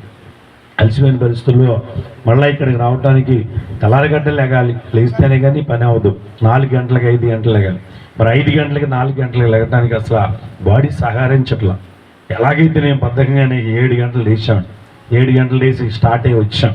అది నిజంగా అప్పుడు ఏమనిపించిందంటే, మరి నిజంగా యవనస్త్రాలు ఆడపిల్లే అంత దూరం నుంచి ప్రయాసపడి విజయవాడ వస్తుంది నెల ప్రార్థనకి. మరి మనం ఇక్కడి నుంచి వెళ్ళటానికి మనం ఎందుకు వెనకాడాలి అనేసి ఆ మనసు నిజంగా కలిగింది నాకు. ఎందుకంటే ఆ బిడ్డ మరి చిన్న వయసులో యవన ప్రాయంలో ఆడపిల్ల ఇక్కడ నుంచి విజయవాడ వరకు కూడా ప్రార్థన కొరకు, దేవుని సువార్త పని కొరకు అంకితం చేసుకుని వస్తున్నప్పుడు మనం ఎందుకు కారులో వెళ్ళటానికి కూడా వెనకాడాలి అనేటువంటి రీతిగా దేవుని పనికి మేము పరిగెత్తుకుని రావటం జరిగింది. చాలా బడలేక అలసటలో ఉన్నా కూడా ఈ రీతిగా దేవుడు ఆ బిడ్డని దేవుని పని కొరకు ఇక్కడ వాడుతున్నాడు. ఎందుకనంటే నశించిపోయేటువంటి వారిగా కష్టాల్లో, బాధల్లో, వేదనలో ఎవరు ఉన్నట్లయితే అలాంటి వారి కొరకు దేవుడు ఇక్కడ ఆమెని సిద్ధం చేసి ఎన్నిక చేసి కూర్చోబెట్టాడు. ఇక్కడ మనం ఎవరైనా సరే బలహీనతలు కానీ బాధలుగా ఉన్నప్పుడు ప్రభు దగ్గర కూర్చొని ఉపవాసం ప్రార్థన చేస్తే దేవుడు మన క్రీస్తు అయిన శాసనం తరపున మరి ఆ యొక్క ప్రార్థన ఆలకించి ఎట్టి వారికి ఎట్టి మేలైన ఖచ్చితంగా జరిగించే దేవుడు. ఈ క్రీస్తు సైన శాసనం ఏదో ఆషామాషిగా సరదాగా పెట్టింది కాదండి. మా నాన్నగారికి అసలు యేసువారు అంటే ఇష్టం ఉండదు. అలాంటి ఆయన్ని యేసువారు పట్టుకున్నాడు. మా నాన్నగారు చచ్చిపోయే పరిస్థితి అయిపోయాడు. 33 సంవత్సరాల వయసులో పేగులు పిచ్చారు, విడిపోయారు. డాక్టర్ గారు 3 నెలల కంటే ఎక్కువ బతుకున్నప్పుడు టైంలో మా నాన్నగారు రకరకాల నిగ్రహారం చేశాడు. ఎన్ని చేసినా ఎవరు కూడా స్వస్థపరచలా. ఆఖరికి ఎవరు ఒక ఆయన చెప్తే యేసువార్లోకి వచ్చాడు. యేసువార్లోకి వచ్చిన తర్వాత యేసువార్లో ఎంత శక్తి ఉందా అనుకుని ఎక్కిరించుకున్నాడ. ఎవరో ఒక ఆయన 25 సంవత్సరాలు ఏటప్పుడు, ఆయన వయసు 25 సంవత్సరాలు ఇప్పుడు బైబిల్ ఇస్తే ఈ బైబిల్ని అట్టకమే తీసేసాడు. ఎందుకు ఎవరికి కావాలి ఈ బైబిల్, ఎక్కడి నుంచి ఇక్కడికి వచ్చి ఇక్కడ మా బైబిల్ కావాలని ఇసిరేసిన వ్యక్తి మా నాన్నగారు. అలా ఇసిరేస్తే 1967, 65 ఆ సంవత్సరాల్లో ఆయన బలహీనత వచ్చే చచ్చిపోయే పరిస్థితి అయిపోయినప్పుడు పంచాయతీరాజ్ డిపార్ట్మెంట్లో సర్వేర్గా పనిచేస్తున్నారు. ఎవరి వల్ల కాల స్వస్థపరచడం, ఆరోగ్యం ఉండడం. అలాంటి పరిస్థితుల్లో ప్రార్థనకు వచ్చినప్పుడు యేసు ప్రభు వారి కళ్ళ కనబడి అన్నారంట, నా కుమారుడా భయపడవద్దు, నేను నీ తోడుగా ఉంటా, నేను నిన్ను బతికిస్తా, నా సేవ చేస్తావా, ఉద్యోగం మానేసి అన్నాడు. మా నాన్నగారికి ఆశ్చర్యం. ఆ వెలుగు అంట మా నాన్నగారి మీద పడింది కళ్ళలో. ఆ వెలుగు పడిన తర్వాత కడుపులో ఉన్న బాధ అంతా పోయిందండి. హల్లెలూయా. అప్పుడు అనుకున్నాను, ఇన్ని ఏళ్ల నుంచి నా కడుపులో బాధ ఉంది, ఆ వెలుగు పడగానే పోయింది బాధ అంటే ఈయనే నిజమేనా? డాక్టర్ గారు 6 నెలలు 3 నెలలకు చచ్చిపోతున్నాడు. యేసు ప్రభు వారు నమ్మిన తర్వాత 66 సంవత్సరాలు బతికాడు మా నాన్నగారు. ఆ తర్వాత మళ్ళీ నేను పుట్టా, మా అక్కగారు పుట్టారు. చూసారా, మరి మేము మొత్తం మా అన్నదమ్ములు 4, ఇదిగో ఈయన గారు మా బ్రదర్ నా తర్వాత పుట్టాడు. మళ్ళీ ఈ ప్రకారంగా మరి దేవుని సువార్త పనికి మా నాన్నగారు ఉద్యోగం రిజైన్ చేసి సేవకు వచ్చాడు. అప్పుడు ప్రభువారు చెప్పిన మాట, క్రీస్తు సైన్య సహవాసం ఇస్తున్నానని సహవాసం ఇచ్చాడండి. అలాగ పుట్టిందనమాట ఈ క్రీస్తు సైన్య సహవాసం. మా నాన్నగారు బతికారు. మా అమ్మగారికి నిమ్ము వ్యాధి ఉంది. నిమ్ము వ్యాధితో చచ్చిపోయి ఆయాసపడ్డారు. మా అమ్మగారిని యేసువారు బతికిచ్చాడు. హల్లెలూయా. ఇక అక్కడి నుంచి మా బంధువులు, స్నేహితులు ముందు ఎక్కిరిచ్చారు, హేళన చేశారు, తిరస్కారం చేశారు, పోపు అన్నారు, కులంలోకి రానియమన్నారు, ఎలేసామన్నారు. మా నాన్నగారు నిన్నే లేచాను పోండ్రా అన్నాడు. ఎవడొస్తాడు మీ కొంపకి, బ్రతికించిన యేసయ్య, ఆయనతోనే ఉంటాను, మీ ఇంటికి నేను రావసలు మీరు వచ్చారని లేవట్లేదు అన్నాడు. ఒక టైం వచ్చేప్పటికి వాళ్ళే వచ్చారండి. ఈ నుంచి పట్టుకొని నాన్నగారు ప్రార్థన చేయండి అంటే వచ్చారండి. హల్లెలూయా. మా నాన్నగారు అందరికి ప్రార్థన చేశారు. ప్రార్థన వల్ల రైల్వే ఉద్యోగాలు వచ్చినాయి, టీచర్ ఉద్యోగాలు వచ్చినాయి. ఈ రోజున వాళ్ళందరూ కూడా ఫారిన్లో ఉన్నారండి, హ్యాపీగా ఉన్నారు. అలాగే పిల్లలు మేము పెరిగి పెద్దవాళ్ళే. మా నాన్నగారు 31 సంవత్సరాలు సువార్త పనిచేశారు. అనేక గ్రామాల్లో అనేక మందికి దేవుని రాజ్య సువార్త పని చేశారు. మా నాన్నగారు అనక నేను తిరుగుతూ ఉండేవాడిని కానీ అంతగా నమ్మేవాడిని కాదు. ఒక టైం వచ్చినప్పుడు నన్ను పట్టుకున్నాడు దేవుడు. నాకు కొన్ని శ్రోతలను శ్రమలిస్తే ఎవరి వల్ల కాల యేసయ్య దగ్గర మోక నుంచి నీ సేవ అన్నాక నాకు ఆ బాధలు పోయినాయి. అప్పటి నుంచి మా నాన్నగారితో పాటు నేను కూడా సువార్త పనిచేశాను. 1996 సంవత్సరం సెప్టెంబర్ 22వ తేదీన ఇక మా నాన్నగారు పరమపదించారు పెద్ద వయసులో. ఆయన చనిపోయిన తర్వాత యేసు ప్రభు వారు అక్కడి నుంచి నేను సువార్త పని చేస్తున్నానండి. బహుబలంగా అనేక గ్రామాలు జరుగుతూ ఉన్నాయి. దేవుని సువార్త అనేక మంది రక్షించబడుతున్నారు. వారిలో మన మణి గారు యొక్క సహోదరి, మన ఇది ఇక్కడ జాన్సన్ గారు అనమాట. ఆయన లక్క గారు చెప్పినప్పుడు ఎందుకు ఇలా కష్టాలు పడుతూ ప్రార్థన అంటే విజయవాడలో ఉంటూ వారు ప్రార్థన చేస్తున్నారు. ఈ కుమార్తె కూడా వచ్చింది ఏడ్చుకుంటా. అలాంటి ఆమెకి ఈ రోజున ఆ కన్నీటి బాష్పను తుడిచేసి ఆనంద బాష్పరిచ్చాడు. హల్లెలూయా. ఈ రోజున క్షేమంగా సంతోషకరంగా ఐదాలతో మరి ఆహ్లాదకరంగా జీవిస్తున్నాం. ఇదంతా ఎలా జరుగుతుందంటే ప్రార్థన ద్వారా. ఆమేన్. ప్రార్థన అంటే చాలా మంది అంటారు, "యారా నువ్వు కూడా ప్రార్థనకి వెళ్ళిపోయావా, ఆ ప్రార్థన చేస్తున్నావు" అంటారు. ప్రార్థనలో చాలా విలువ ఉందండి. మీరు ప్రార్థన అంటే ఏంటంటే అర్జించుట, ఎవరినన్నా అడుగుట. ప్రార్థన అంటే అర్జించుట, ప్రార్థించుట అని అంటే అర్జించుట అనమాట. మనుషుల దగ్గరకు ఎక్కడెక్కడికి వెళ్ళి అయ్యా అమ్మా అయ్యా అయ్యా అని నువ్వు ఎంత ప్రార్థించినా అర్జించినా సరే చూద్దాంలేపో సరే చేస్తాలేపో అన్నా కానీ ఎవరు చేస్తారో ఎవరు చూస్తారో కూడా తెలియని పరిచయం. కానీ యేసువాడి దగ్గర మనసులో ధ్యానం చేసిన, మదిలో అనుకున్నా, తలంపులో ప్రార్థించుకున్నా, నీ గదిలోకి వెళ్ళి ప్రార్థన చేసుకున్నా, అండ్ అక్కడ రోడ్డు నుంచి ప్రార్థన చేసినా, నువ్వు ఎలాగెళ్తూ ప్రయాణంలో ప్రార్థన అనేది చేస్తూ మనసులో ధ్యానం చేసినా నీవు అడిగింది ఆయన తప్పక సహాయం చేసే దేవుడు. ఇది నమ్మి ఉంటే, నిజంగా నమ్మితే చప్పలు కూడా వెళ్ళాలి. ఇది నిజం. మీకు సాక్ష్యం నా కుటుంబంలోనే ఎన్నో అద్భుతాలండి, ఒకటే కాదు అరగాలి. ఆ అద్భుతాల్లో నెంబర్ 1 అద్భుతం ఇప్పుడు మా రాజు, మా అబ్బాయి చిన్న అబ్బాయి అనమాట. నాకు 4 పిల్లలు, 4 పిల్లలు, 2 మగ పిల్లలు, 2 ఆడపిల్లలు. వాళ్ళు ముగ్గురు బాగానే ఉన్నారు. ఈ పిల్లోడు మాత్రం ఆ దుష్టుని చేతులు చిక్కేసి చూశారు. కానీ ఈ యొక్క అన్ని కూడా పచ్చబొట్లు ఇవన్నీ ఓ రోజు ఆ మారిపోయాడండి. తర్వాత మార్చేసాడు దేవుడు. ఆ మారిన తర్వాత ఆ పచ్చబొట్టు తీసేద్దామని మిషన్తో చేపించామండి. మిషన్తో తీసేస్తానండి. మరి సేవ చేస్తున్నాడు కదా, పచ్చబొట్లు ఉంటే ఏం బాగుంటుంది. ఆ రాత్రి ప్రభు అన్నాడు తెలుసా, ఎందుకు అలా తీసి చెయ్యంతా పాడు చేస్తారు, నరాలు పాడైపోతాయి అనవసరంగా, దాన్ని ఏం కెలకొద్దు, అది సాక్ష్యం, దాన్ని అలాగే ఉంచండి అన్నాడండి. హల్లెలూయా. మరి ఈ రోజున ఆయన మైక్ తీసుకుని చెప్తుండే ఆ పచ్చబొట్టు ఖచ్చితంగా కనబడదు. ఓ దవసోకరి పిల్లోడు, లోకమే బ్రహ్మాండం, లోకంలో ఉన్నదే హ్యాపీ అనుకుని లోకంలో తిరిగాడండి. దగ్గర 8 సంవత్సరాలు తిరిగాడు బయట లోకంలోనే. అసలు దేవుడికి అనుసంధానంగా లేడు. లోకరీలో తిరిగేసి ఫ్రెండ్స్, త్రాగటం, తందనాడటం, లోకంలో జీవించినంత కాలం చచ్చిపోయి బతికాడండి. యాక్సిడెంట్గా చెయ్యి కూడా ఇరిగిపోయిందండి. దుష్టుడు ఆయన చంపేయాలని ఎన్నో ప్రయత్నాలు చేశాడు. కానీ వెనకాల సంఘం, మేము కుటుంబం కన్నీటి ప్రార్థన చేస్తూ ఉంటే బిడ్డను కాపాడమంటే యేసయ్య ఎప్పటికప్పుడు కాపాడుతూ ఉండేవాడు. ఓ సమయం దురాత్మ సొమ్ములు పట్టేసింది. ఎవరి వాళ్ళ కాల వెంటనే ప్రభు దగ్గర తీసుకొచ్చి మందిలో పడేసి పొద్దు నుంచి సాయంకాలం వరకు సేవకులందరం గద్దించి ప్రార్థన చేసాం. సాయంకాలానికి లేసుకొచ్చినట్టండి. అప్పటి నుంచి కంటే ఇక మారిపోయాడండి పూర్తిగా. ఇక ప్రభు సేవలో మాకంటే బ్రహ్మాండంగా అద్భుతంగా దేవుని సేవ, పరిచర్య, ఉపవాసాలు చేయడం ఎవరు మారుస్తారండి. అమ్మగారైతే దిగులెట్టేసుకుందండి. ఓ రోజైతే నిజంగా చెప్తున్న, ఈ రోజున ఎందుకు నాకు ఈ బతుకు, ఈ కుమారుడిలా అయిపోతున్నాడని ఉరిపెట్టేసుకుందండి అమ్మగారు. ఆ రోజు నాకు ఎందుకు మెలుగు వచ్చింది అంటే ఏంటంటే, పిల్లోడు ఏమైపోతాడు, ఇక ఎందుకు, పిల్లోడు చూస్తేనేమో చిక్కట్లేదు, లోకం ఇలాగ ఉండేవాడండి. ఇంత చెప్పాడు కదా, కాగితాలు ఏరుకునేవాళ్ళలాగా ఉండేవాడు. మేమేమో తెల్లగా ఉండేవాళ్ళం. ఎవరైనా చూస్తే కొంతమంది కూడా అన్నారు నన్ను, ఏంటనండి ఎవరో కుట్టేవాడు, ఎవరో తిట్టేవాడు, పోలీసులు వచ్చేవాడు, వాళ్ళు తీసుకెళ్ళిపోయి ఆయన చెవిలో పెడితే నేను వెళ్ళేవాడిని, పాస్టర్ గారా మీ అబ్బాయి ఏంటండి ఇలాగా అనేసి మీ ప్రార్థనలు ఏమైపోతున్నాయండి అన్నాడు. అయినా నేను ఏం మాట్లాడేవాడు కాదు. ప్రభువా ఏంటనంటే, ప్రభు అన్నాడు, మారుస్తా, సమయం వస్తుంది, క్షణంలో మార్చేస్తా, మీరు మాత్రం భయపడొద్దు, మీరు విశ్వాసంతో ప్రార్థన చేయండి అనేవాడు. అలాగే ధైర్యంగానే ఉండేవాడిని. నాకు కుమ్మిలిపోయేవాడిని లోపల. అమ్మగారైతే ఇక ఆమె ఎక్కడ కుమ్మిపోతుంది నేను చెప్పేవాడు. ఎందుకంటే పిల్లోడు పక్క చిక్కిపోయాడు, అన్నం తినేవాడు కాదు, 3-4 రోజులు కూడా అన్నం తినేవాడు కాదు. ఇక ఆ లోకంలో తిరగడం, కుర్రలు తిరగడం, ఆ బళ్ళు వేసుకుని తిరగడం, పడిపోవడం, దెబ్బలు తెచ్చుకోవడం, అండ్ ఎక్కడ ఏమైపోతాడు భయం, ఎలాంటి సిచ్యుయేషను. అలాంటి విజయవాడ అంటే మాటలు కాదు. ఏంటి పిల్లోడి పరిస్థితి, బాధ, వేదన. మరి అలాంటి పరిస్థితులు అమ్మగారైతే ఒక రోజు టెన్షన్ పడిపోయి ఇక ఆమె ఏమనుకుందో, ఇక ఎందుకు ఈ బతుకు అనుకొని, ఎందుకు నేను మెలకు అదే టైంకి నేను గంటగా నాకు విలువ వస్తుంది. ఇప్పుడు కూడా ప్రార్థన చేస్తాను అంటున్నా లేచి, వెంటనే సౌండ్ వచ్చినట్టుంది. అప్పుడే మెలకు వచ్చింది. ఏంటా సౌండ్ వచ్చిందని చూస్తే అమ్మగారు పక్కన లేదు. సరే పాసుకెళ్ళిందా, బాత్రూమ్ చూస్తే డోర్ వేసలేదు, బాత్రూమ్ మామూలు బయటకు గడిపెట్టాను అంటే లోపల లేదు. ఎక్కడికి వెళ్ళిందబ్బా అనేసి నేను బయటకు వచ్చి చూస్తే పెట్టేసుకుంది, స్టూల్ ఎక్కబోతుందండి. ఆ ఫ్యాన్కి బయట వరండాలో వచ్చేసి నేను వెంటనే అది పీకేశాను. ఎందుకు ఈ పెంచుకున్నానంటే, పిల్లోడు అలా అయిపోతున్నాడు, ఏమిటిక ఎందుకు ఈ బతుకు, అందరిలో సమాజంలో మనం తలెత్తుకోలేము. చూసారా అలాంటి సిచ్యువేషన్. నిజంగా యేసు వారు నేను అన్నాను, భయపడొద్దు, మన దేవుడు నమ్మదగిన దేవుడు, ఆయన నమ్మదగిన దేవుడు, మనం నమ్మకంగా ఉందాం, ఏం పర్లేదనంటే సమయం ఇచ్చినప్పుడు నిజంగా చిటికలో ప్రభు ఆ బిడ్డకు దురాత్మలను పోగొడిశాడు. హ్యాపీగా మాకంటే బ్రహ్మాండంగా గొప్ప స్వార్థకుడిగా దేవుడు చేశాడు. హల్లెలూయా. ఇది నిజం.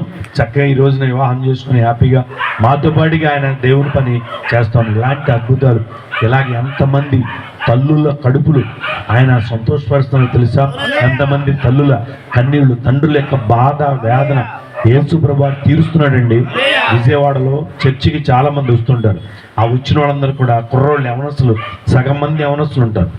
ఒకప్పుడు వాళ్ళు వచ్చినప్పుడు వాళ్ళ తల్లిదండ్రులు మరి ఇక్కడ కాల్ గారు, అదే పాల్ గారు, అలాగే ఇక్కడ ఉన్న ఈయన గారు, మరి సతీష్ గారు, అలాగనే జాన్ గారు, అలాగనే మరి వేటబాల్ నుంచి రాజు గారు, ఇక్కడ ఈ యవనస్తులు, ఇక్కడ ఉన్నాడు తేజ, వీళ్ళందరూ కూడా వాళ్ళ యొక్క తల్లిదండ్రులు కానీ, పెళ్ళైతే భార్యలు కానీ ఏమైపోతారు ఏంటంటే దురాత్మను, బలహీనతలు ఏమైపోతారు పరిస్థితులు ఉన్న టైంలో నిజంగా ప్రార్థనకు రావటం, ప్రార్థనలు చేయటం, ప్రార్థనే చూసారా, ప్రార్థన వల్ల కానిది ఎంటూ ఏది ఉండనే ఉండదు. నువ్వు మనుషుల దగ్గర ఎక్కడ ఏం అర్జించి ప్రార్థించినా వాళ్ళు ఏం చేయరు. ఏసై దగ్గర మోకాళ్ళు దండేసి వెంటనే ప్రార్థించి అద్భుతం చేస్తాడు. హల్లెలూయా. ఇక్కడ సతీష్ గారికి దెయ్యం వెళ్ళగొట్టాడు, చచ్చిపోవాల్సిన కుమారుడు బతికిచ్చాడు. అలాగనే ఖాన్ ఇప్పుడే పాట పాడారు కదా పాల్ గారు, ఆయన గారిని దేవుడు బతికిచ్చాడు. ఇలా మోసుకొచ్చాడండి ఆయన అయితే పాల్ గారిని. ఇప్పుడు చూడండి ఎలా ఉన్నాడు, చక్కగా ఉన్నాడు. అలాగే అస్థిబంధంలాగా అయిపోయాడు. అలాగే జాన్ గారు అయితే ఎప్పటికప్పుడు ఈయన బుద్ధి ఏంటంటే ఆత్మహత్య చేసుకోండి, చచ్చిపోతాడు. ఎంతసేపు ఇదే మైండ్, చచ్చిపోతా ఏంటంటే అప్పులు అలా ఉన్నాయి. ఆయనకి ఇప్పుడు చచ్చిపోమన్నా చచ్చిపోతాడేమో. చచ్చిపోతావా గట్టిగా చెప్పడంలో అప్పుడు మోకాలా ఉంది, ఇప్పుడు మోకాలా ఉంది. అలాగనే మరి ఆయన పేరేంటంటే రాజుగారికి, వాడి కుటుంబంలో కూడా చాలా అద్భుతాలు దేవుడు చేశాడు. అలాగే ఈయన గారండి ప్లేట్లెట్స్ పడిపోయి చచ్చిపోతాడు అనుకున్నారు తేజని. నిజంగా ఆ కుమారుడు పెద్ద మరి వీళ్ళకి ఏం లేవంటే వీళ్ళ ముగ్గురు మామూలు అద్భుతాలు. ఇక వాళ్ళు సాకులు కాబట్టి గోళ్ళు ఉంటాయండి వాళ్ళకి, వాళ్ళ కదిలితే చాలా వస్తాయి బయటికి. అలాగే అద్భుతాలు చేస్తే ఎంతోమంది భార్యల కన్నీళ్లు తుడిచాడు యేసువారు, ఎంతోమంది భర్తల కన్నీళ్లు తుడిచాడు యేసువారు, ఎంతోమంది తల్లిదండ్రుల కన్నీళ్లు తుడిచాడు యేసువారు. అందరికి ఆనంద బాష్పాలు ఇచ్చిన యేసువారండి. అలాంటి యేసువారిని ఎవరు విడిచిపెట్టరండి, ఎవరు మానరండి. అంతే, ఎవరు మానమండి. ఎవరంటే ఏదో చూద్దాం చేద్దాం అనుకున్న వాళ్ళు మానతారు, కానీ ప్రభువుని గట్టిగా సరిగ్గా ఆయన రుచి చూసిన వాళ్ళు విడిచిపెట్టరు. అలాగే ఈ రోజున మేము గట్టిగా పట్టుకున్నాం. 56 సంవత్సరాలు మేము ప్రభువులకు వచ్చి, నేను పుట్టడమే 56 సంవత్సరాలు నా వయసు. మా నాన్నగారు కూడా నేను పుట్టే ముందే ఆయన గారు సేవలోకి వచ్చారనమాట. ప్రభువుని నమ్మాడు అంతే. చనిపోయే వరకు కూడా మళ్ళీ ఎప్పుడు వెనక్కి తీసుకోవాలి మా నాన్నగారు. ఆయన మారాడు. కొన్ని వేల మంది ఆయన ద్వారా ప్రార్థన ద్వారా స్వస్థపరచబడ్డారు, ఆయురారోగ్యాలు క్షేమంగా ఉన్నారు. హల్లెలూయా. అలాగే ఇక్కడ కూడా మణి గారిని దేవుడు బాగు చేశారు, కుటుంబాన్ని స్వస్థపరిచారు, క్షేమంగా ఉంచారు. వారిని బట్టి ఇక్కడ అనేక మందికి దేవుడు మేలు చేయాలని నేను కోరుకుంటున్నామే. ఇప్పుడు మనం ప్రార్థనలకు వచ్చినాక, యేసులోకి వచ్చిన తర్వాత ఎక్కువ చేయాల్సింది ఏంటంటే, చాలా మంది ఏదో అనుకుంటారు, బొట్టు తీయాలనో లేకపోతే ఇంకోటో దేవుడికి ఏదో ఇచ్చేసాల, దశంభాగాలంట, మొక్కుబడి, ఇవన్నీ పక్కన పెట్టండి. అవి కాదు, ముందు చేయాల్సింది ఏంటంటే తెలుసా, ప్రభువుని నమ్మాలి. యేసే నిజమైన దేవుడు అనేది అది తెలుసుకోవాలి. అది కరెక్టా కాదా ముందు అది తెలుసుకోవాలి. అది తెలుసుకోవాలంటే నిజమైన దేవుడు అయితేనే కదా బతికిచ్చేది. మరి అవునా? లేకపోతే చచ్చిపోవలసిన వాడు బతుకుతారా? సరే, చచ్చిపోవలసిన వాడు ఎట్టగొట్ట బతికాడు అనుకుందాం, కాసేపు అనుకుందాం. ఏదో మందులో మాకులో మంచి సూపర్ స్పెషాలిటీ హాస్పిటల్ తీసుకెళ్ళి ఎట్టగొట్ట లేపి తీసుకొచ్చారు. అన్నీ స్వస్థపడుతున్న పెద్ద పవర్ఫుల్ హాస్పిటల్స్ ఉన్నాయి.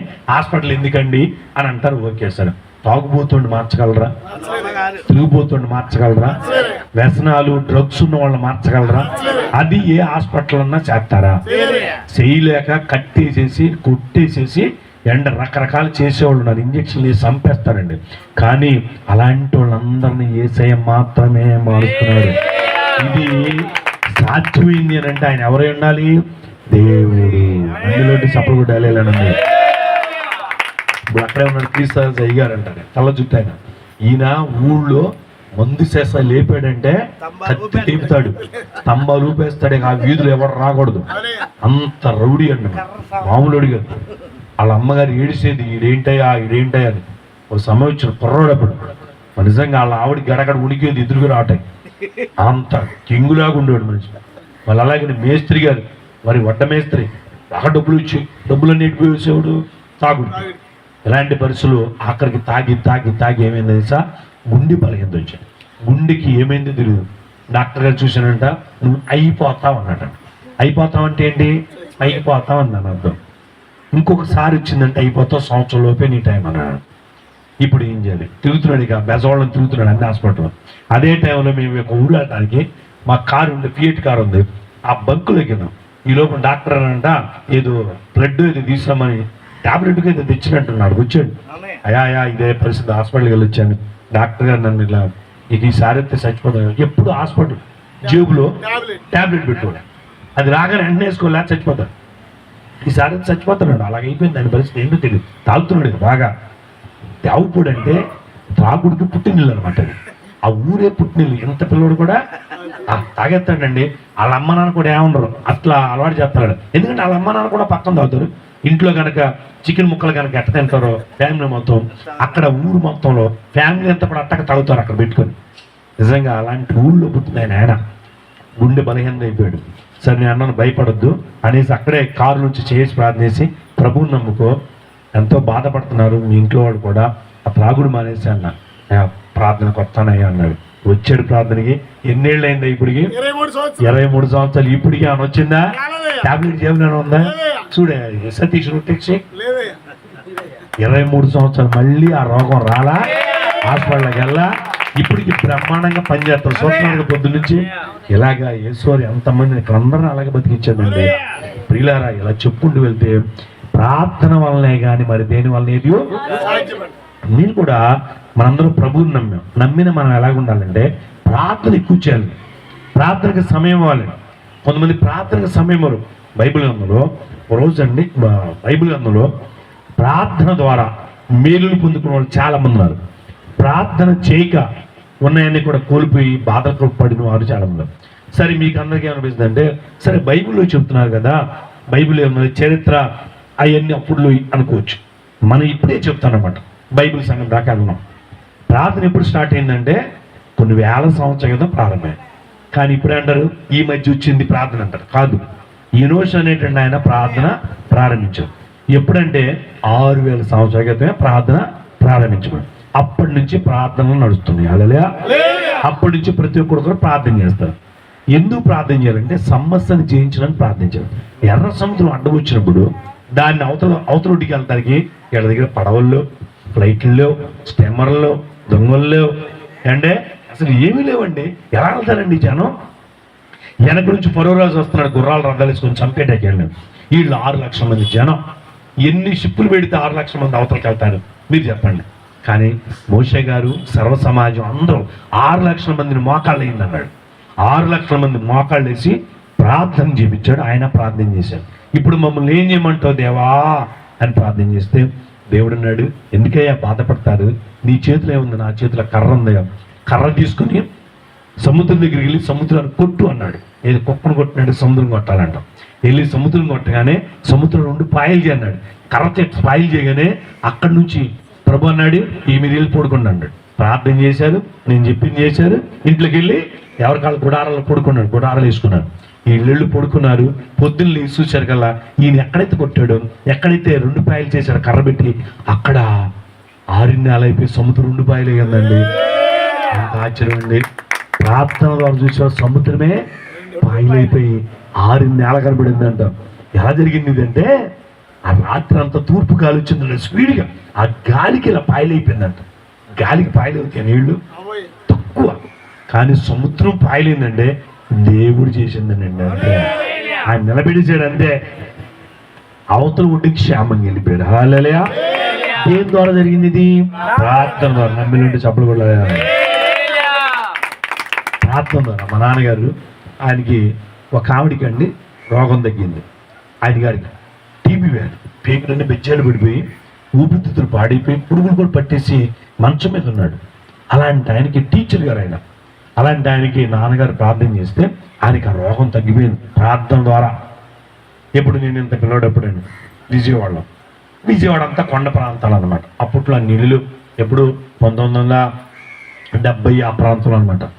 సరే అప్పుడు ఆయన అన్నాడు కదయ్యా, ఒక సాప పట్టే స్థలం ఈ కొండ పక్కన సాప పట్టే స్థలం నాదేనయ్యా, నాకు తగ్గినందుకు మీకు ఇస్తున్నానయ్యా, దేవుడి మందిరానికి తీసుకోండి అన్నాడు. ఆయన తగ్గినాడు. అప్పుడు ప్రార్థన చేసినందుకు తగ్గినందుకు ఆయన సాప్ పట్టే స్థలం ఇస్తే ఆ స్థలంలో సాప్ వేసుకొని మా నాన్నగారు ప్రార్థన చేశాడు. ఇదంతా కొండే, అప్పట్లో కొండ కదా, ఎవరో పట్టించుకున్నాడు కాదు, అక్కడి నుంచి కూడా కొట్టుకోవచ్చు, కానీ ఏం కొడతాం అంత కొండ. ఈయన హద్దు చూపించాడు, ఇంతవరకు మందేనే కానీ మొత్తం కొండే, అన్ని చెట్లు. సరే నాన్నగారు అక్కడే కూర్చొని ప్రార్థన చేసేవాడు రోజు.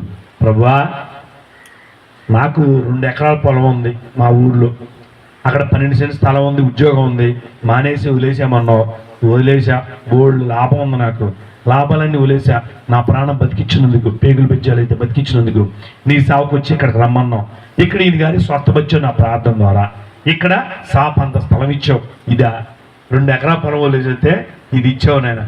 పర్వాలేదు ప్రభా, ఇక్కడే ప్రార్థన చేస్తాను. మా అమ్మగారు, మా అమ్మమ్మ గారు, అలాగనే మా యొక్క నాన్నగారు పిల్లల్ని పెట్టుకుని అక్కడే ప్రార్థన చేశాం. ఆ సాప్ వేసుకుని ప్రార్థన చేయగా చేయగా చేయగా ప్రభు అన్నాడు, భయపడొద్దు, ఈ కొండను కొట్టండి అన్నాడు. ఎట్లా కొడతానండి? పులుగు పుట్టుకుని కొంచెం కొంచెం కొంచెం కొంచెం కొడితే 10 ఏళ్ళు వేసరికల్లా అంటే అనుకోకుండా మొత్తం తరిగిపోయిందండి. అక్కడ పెద్ద చర్చి కట్టబడింది. ఇప్పుడు రండి అక్కడ చూడండి. హల్లెలూయా. ప్రతిరోజు ప్రార్థనే ప్రార్థనే ప్రార్థనే. ఓ రోజు పావులు వచ్చి, తేళ్ళు వచ్చి, చెరువులు వచ్చి, దొంగలు, నక్కలు, ఎందుకంటే అక్కడొక ఇల్లు ఉండేది. ప్రభువా, నేను ఉండలేనయ్యా, చాయింట్ బోర్డులో బంధువుల మధ్యలో ఉన్నాను నేను మా ఊళ్ళో, ఎండ ఎక్కడ తీసుకొచ్చాంటే భయపడద్దు, ఇక్కడే ఉండు, ఇదే పెద్ద సెంటర్ అయింది అన్నాడండి. ఇవాళ మౌలరాజపురం అంటే విజయవాడ మొత్తానికి నడిపూడి సెంటర్ అయింది. అలాగే ప్రార్థన వలన దేవుడు చేసే మేలు చూసావా? ఇది పనికిరాదు అనుకున్న దాన్ని కూడా పనికొచ్చే పాత్రగా చేశాడు. అక్కడ ఇవాళ 70-80 వేలు గజం అండి. అక్కడ పనికిరాని దాని ప్రదేశాన్ని దేవుడు అలా చక్కగా చేశాడు. హల్లెలూయా. ప్రార్థన ద్వారా ఓ రోజు అంటే చెప్పుకుంటూ వెళ్ళిపోతాం. ప్రభు ఏం చేస్తాడు? ప్రార్థన ద్వారా. ప్రార్థన బాగా నేర్చుకోండి మీరు. ఏది తెలుసా? ప్రార్థన నేర్చుకోండి. ప్రార్థన చేస్తే, ప్రార్థన అంటే ఎలాగండి మాకు తెలియదండి. ఫస్ట్ ప్రార్థన చేయడానికి ఫస్ట్ ఏంటంటే ప్రభు మీద నమ్మకం పెట్టుకోండి. అంతే కదా. ఆఫీసర్ గారి దగ్గరికి వెళ్ళాం అనుకో, ఎందుకు వెళ్తాం? ఏదో ఇంటి పని కావాలని వెళ్ళాం అనుకో, అక్కడికి ఏం వెళ్తాం? ఆయన చేస్తాడనే కదా, ఆయన మీద నమ్మకుండానే కదా. అసలు అది లేకోకుండా వెళ్ళాం అనుకో, ఆయన పట్టించుకోండి నేను. అలాగే నేను అసలు అడగలేవు కూడా ఆయన్ని, ఆ నమ్మకం లేకపోతే. ప్రభు మీద కొన్ని నమ్మకం పెట్టుకోండి. అసలు ఆయన దేవుడా కాదా తెలుసుకోండి, ప్రభువా కాదా తెలుసుకోండి, నిజ దేవుడా కాదు తెలుసుకోండి, జీవం కలిగిన దేవుడా కాదా ముందే తెలుసుకోండి. ఓ దైవసాగులు లేదంటే మీ దగ్గర ఉన్నాయి కదా బైబిల్స్ ఉన్నాయి, బైబిల్ ఓపెన్ చేయండి, చదవండి. బైబిల్ క్లియర్గా చదవండి. చదివితే మీకు అర్థమైంది. మీ చదువు రాకపోతే మీ ఇంట్లో పిల్లలతో చదివించుకోండి. లేదా శనివారం చక్కగా చర్చికి వెళ్ళండి. మంచి దేవసాగులు చక్కగా మీకు క్లియర్గా మీకు బోధ చేస్తారు, వివరిస్తారు. అప్పుడు మీకు ప్రభు అంటే నమ్మకం కలిగితే ప్రభు మీద విశ్వాసంతో ముందుకు సాగండి. మోకాళ్ళ దాన్ని ప్రార్థన చేయండి. ప్రభువా, మొట్టమొదటిగా నేను పాపినయ్యా, నన్ను క్షమించుడువా, నాకు ఈ మేలు చే ప్రభువా, నేను నిన్నే నమ్ముకున్నాను, నువ్వే సజీవుడైనా దేవుడు అని ముందుకు సాగితే ప్రార్థన చేయటం స్టార్ట్ చేసావు అనుకో, టక్క దేవుడు నీ దగ్గరికి వచ్చేస్తాడు. హల్లెలూయా. ప్రభు నీ దగ్గరికి వచ్చేస్తాడండి, నీతో ఉంటాడండి, నీ ప్రక్కనే ఉంటాడు, నీ తోడుగా ఉంటాడండి. ఇక ఆయన ఎవరు విడిచిపెట్టాడు. ఏంటంటే ఆ ప్రభు నన్ను ప్రేమిస్తాడా, ప్రభు నా దగ్గరికి వస్తాడా? ఆయన అందరికీ ప్రభు అని ఉంది. హల్లెలూయా. కొందరికీ లేదు, అందరికీ ఆయన ప్రభువు. ఆయా దేశాల వారు, ఆయా భాషలు మాట్లాడేవారు, ఆయా రాష్ట్రాల వారు, అందరికీ ఆయన ప్రభు అయినాడు. మరి వీటిల్లో కూడా వీరిలో కూడా ఎక్కడ ఉన్నాడంటే తన్ను ఎందరైతే అంగీకరించదురో వారందరికీ ఆయన ఆసన్నుడిగా ఉంటాడు. అంగీకరించాలి ఫస్ట్. కొంతమంది ఏంటంటే పై భక్తి చేసి దేవుడు చేయలేదుగా, చేయలేదు ఎట్లా అనకూడదు. మనము అంగీకరించాలి, ప్రభువుని అంగీకరించాలి, యాక్సెప్ట్ చేయాలి. ఈయన నిజంగా గొప్ప దేవుడు. ఈ యాక్సెప్టేషన్ ఉన్నప్పుడే ఆ తర్వాత నెక్స్ట్ ప్రార్థించాలి, అడగాలి, అర్జించాలి. నేను నమ్మాను, నువ్వు తప్ప నాకెవరు? ఇప్పుడు భార్య ఉంది, భర్త దగ్గర ఇక పూర్తిగా నమ్మేస్తుంది. నమ్మేసి మరి ఆయన తప్ప ఇంకెక్కడ అరేసేసి పూర్తిగా ఉండటం వల్ల ఆ విశ్వాసంతో, ఆ నమ్మకంతో, ఆ ప్రేమతో ఆ భార్య ఆ భర్త మీద ఉండటం వల్ల ఆ భర్తకి నమ్మకం కలిగేస్తుంది. అరే నా భార్య నన్ను ఎంతో ప్రేమిస్తుంది, ప్రేమగా ఉంటుంది, అడిగిందల్లా చేయాలి అనిపిస్తుంది. ఆ భర్త చేస్తాడు. అట్లాగనే మన ప్రభువారి కూడా పరమ తండ్రి అని, అలాగనే ఆయన నిన్ను సృష్టించిన వాడు, నీకు భర్త ఉన్నాడంటే ఒక భర్త ఎంత ప్రేమగా కావలసినవన్నీ ప్రేమించినప్పుడు ఎన్ని ఇస్తాడో అలాగనే ఇస్తాడమ్మా అని చెప్తున్నాడు ఆయన అక్కడ. అలాగే ఖచ్చితంగా ఆయన మనం నమ్మాలి. నమ్మితే నువ్వు మోకాళ్ళ దండం వేసి ప్రార్థన చేస్తే ఖచ్చితంగా నువ్వు అడిగినది ఖచ్చితంగా ఇస్తాడు. అందుకంటాడు అడుగుడి మీకు. ఎలా అడగాలి? మోకరించి అయినా అడగవచ్చు, మొక్కల దండలే లేకపోతే కూర్చొని బాస పట్టేసుకొని అయినా ప్రార్థించవచ్చు. కళ్ళు మాత్రం మూసుకోవాలి. ఒకళ్ళ కళ్ళు మూసుకొని వెళ్ళలేని పరిస్థితి ఉందనుకోండి, ఇక్కడ నడుస్తూ కూడా ప్రార్థన చేయొచ్చు, పడుకొని ప్రార్థన చేయొచ్చు, ధ్యానం చేయొచ్చు. ధ్యానం ఎట్లయినా చేయొచ్చు, ఎప్పుడైనా చేయొచ్చు, ఎనీ టైం. ప్రభువారు ఇలాగే ఈ టైమా ఆ టైమా ఇప్పుడా అప్పుడా అనే దేవుడు కానే కాదు. నువ్వు ఎప్పుడైనా అడుగు, ఎప్పుడైనా. సమయమేం లేదు, అసమయమేం లేదు.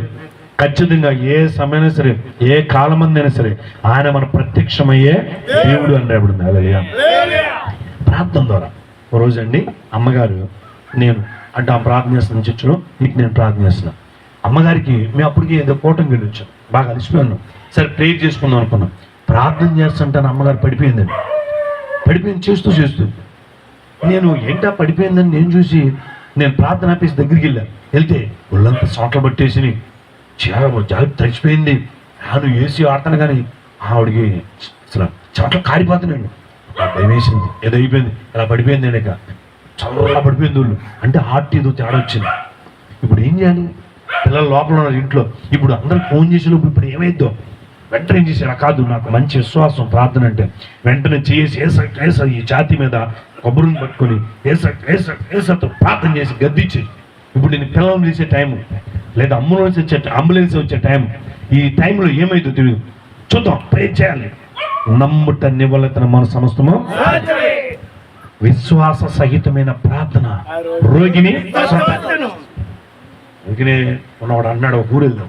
ఆ ఊర్లో పొద్దున్న వాడు వచ్చి అంటాడు, తాగేసి నేను ఇప్పుడు పాముడు కనిపించుకుంటా, మీ దేవుడిని వచ్చి నన్ను బతికించమని అన్నాడు. ఖచ్చితంగా చచ్చిపోతారు నువ్వు అన్నా. ఎందుకని? దేవుడితోనే ఆటల, దేవుడితోనే పందాల. అది జరగకూడనప్పుడు జరిగితే అనుకోకుండా దేవుడు మేలు చేస్తాడు, ప్రేమిస్తాడు. ఆయన పంది వేసుకొని తాగితే ఏమైంది? అక్కడ కిరసాల డబ్బా ఉంది, కిరసాల డబ్బా తెచ్చుకొని అక్కడ పెట్టుకుంది. ఈయనగారు డ్యూటీ నుంచి వచ్చారు, భర్త గారు. పాపం 5 నిమిషాలు లేట్ అయ్యాడు. ఎంతండి సతీష్ గారు? 5 నిమిషాలు. మీకు ఎప్పుడు ఇలాంటిది ఎదురుండదు, ఎదురొచ్చి ఉండదు. 5 నిమిషాలు లేట్ అగానే ఎక్కడికి వెళ్ళావు, దేని దగ్గరికి వెళ్ళావు, ఎక్కడ కూర్చున్నావు, ఏం మాట్లాడాడు చూసావు, 5 నిమిషాలు ఎందుకు లేట్ అయ్యావు నాకు చెప్పాలి. ఏం లేదే ట్రాఫిక్ 5 నిమిషాలకి ఏమైంది, గంటలు కుదరదు. 5 నిమిషాలు కాదు, 5 సెకండ్లు కూడా లేట్ అవ్వకూడదు. అలా ఇక్కడ రోజు అట్ట చూడు, 5 నిమిషాలు ఎక్కడ అంటూ సట్టు వాసన చూడటం, ఎన్ని వాసన చూడటం. చెప్పవా ఆ గదిలో ఉండి 5 లీటర్ల డబ్బా ఉంటే పోసేసుకుంది పడబడా. నువ్వు చెప్పబోతే వేసేసుకుంటా. అగ్గిపెట్టి వస్తే ఆగవే కాళ్ళు కొడుకుంటున్నాడు ఆయన, మొహం కొడుకుంటున్నాడు ఆయన. ఆగవే, నేను ఆగను. నిజం. ఇక ఆమె కావాలని చేసుకుంటాను కదా, ఈయన ఆగవే ఏదో బెదిరిస్తాకేసుకుంది, ఎట్ట అంటుంది, అదేమైంది, బొగ్గు మంది అంటేసుకుంది. ఓ పక్కంతా కాలిపోయింది, మొహం కూడా ఓ పక్కంతా, ఓ పక్క బాగుంటుంది, ఓ పక్కనే దెయ్యం రూపం. ఎక్కడికన్నా పెళ్ళిళ్ళ కారంలోకి వచ్చిందనుకో ముసుకెట్ వేసుకుంటాను, ఎట్టేసుకుని వస్తుందని. ఇప్పుడు వాళ్ళ ఆయన అసలు ప్రేమిస్తాడా? అంతకుముందన్నా బాగుండేది. మేము అన్నాం, ఏంటమ్మా ఇటు చేసుకున్నామనంటే మరి చచ్చిపోవా బెదిరిద్దామనుకున్న ఆమెని రక్షించాడా? యేసు అన్నాడు, బెదిరిస్తాడండి. పాముతో కాటేసుకుంటా. మొన్నవాడు అంటాడు, నేను ఎయిడ్స్ బ్లడ్ని ఇంజక్షన్ తీసుకుంటా, నేను మీ యేసుని తగ్గించమని అంటాడు. అట్ట పందాలు కాదండి, యేసు వారు నమ్మితేనే జరిగేది. ఆమె నమ్మకుండా పందాలు వేస్తే జరగనే జరగదు. నేను వెంటనే చేసి గద్దించి ప్రార్థించి, అమ్మగారు ప్రభా ఇప్పుడు నువ్వే మా ఆధారం, ఎవ్వరు లేరు ఇక్కడ, బిడ్డలు ఎక్కడ ఉన్నారు లోపల, వాళ్ళు వచ్చేటానికి నా భార్య పరిస్థితి స్వాస్థపరచు ఏసంతను ప్రార్థన చేశానండి. కాసేటికండి ఆ పోయిన ఊపిరి అందండి, హల్లెలూయా అనేసి కళ్ళు తెరిచిందండి. దేవ ఎంత గొప్ప దేవుడు అనుకున్న, నిజంగా అండి అద్భుతం అండి, హల్లెలూయా. ఇలాంటి చెప్పుకుంటూ వెళ్తే మా ఇంట్లోనే బోల్డ్ అద్భుత కార్యాలు ఓన్లీ 1 ప్రార్థన ద్వారానే జరిగింది. అలాగే నేను సంఘంలో కూడా ప్రార్థన ద్వారానే ఎన్నెన్నో కార్యాలు ప్రభువారు జరిగించారు. ఇటువంటి కార్యాల గురించి బైబిల్ 2 మాటలు చదివి ముంచేస్తాను. యాకోబు రాసిన పత్రిక 5వ అధ్యాయం 13 వచ్చింది చూడండి. యాకోబు రాసిన పత్రిక 5వ అధ్యాయం 13 వచ్చిందండి. త్వరగా మీరు ఎవరికైనా ప్రార్థన చేస్తే ఉపయోగాలు ఏంటి అని చెప్తున్నాం. మీరు ఎవరికైనా శ్రమ సంభవిస్తే అతను ప్రార్థన చేయాలి. అది హల్లెలూయా. ఇప్పుడు ప్రార్థన చేస్తే ఏం పోయింది? శ్రమ పోయింది. హల్లెలూయా. ప్రార్థన చేస్తే శ్రమ తగ్గుద్ది. శ్రమ ఉంది కదనేసి శ్రమ పడుతూ దేవుణ్ణి ఎక్కిరిస్తూ సంఘాన్ని దేవుణ్ణి సాకుని దూషిస్తూ ఉన్నాం అనుకో, శ్రమ పెరిగిపోద్ది. అలా ఉండకూడదు. శ్రమ, కష్టం, బాధ, ఇబ్బంది ఏదైనా వచ్చిందనుకో ఏం చేయాలి? ప్రార్థన చేయాలి.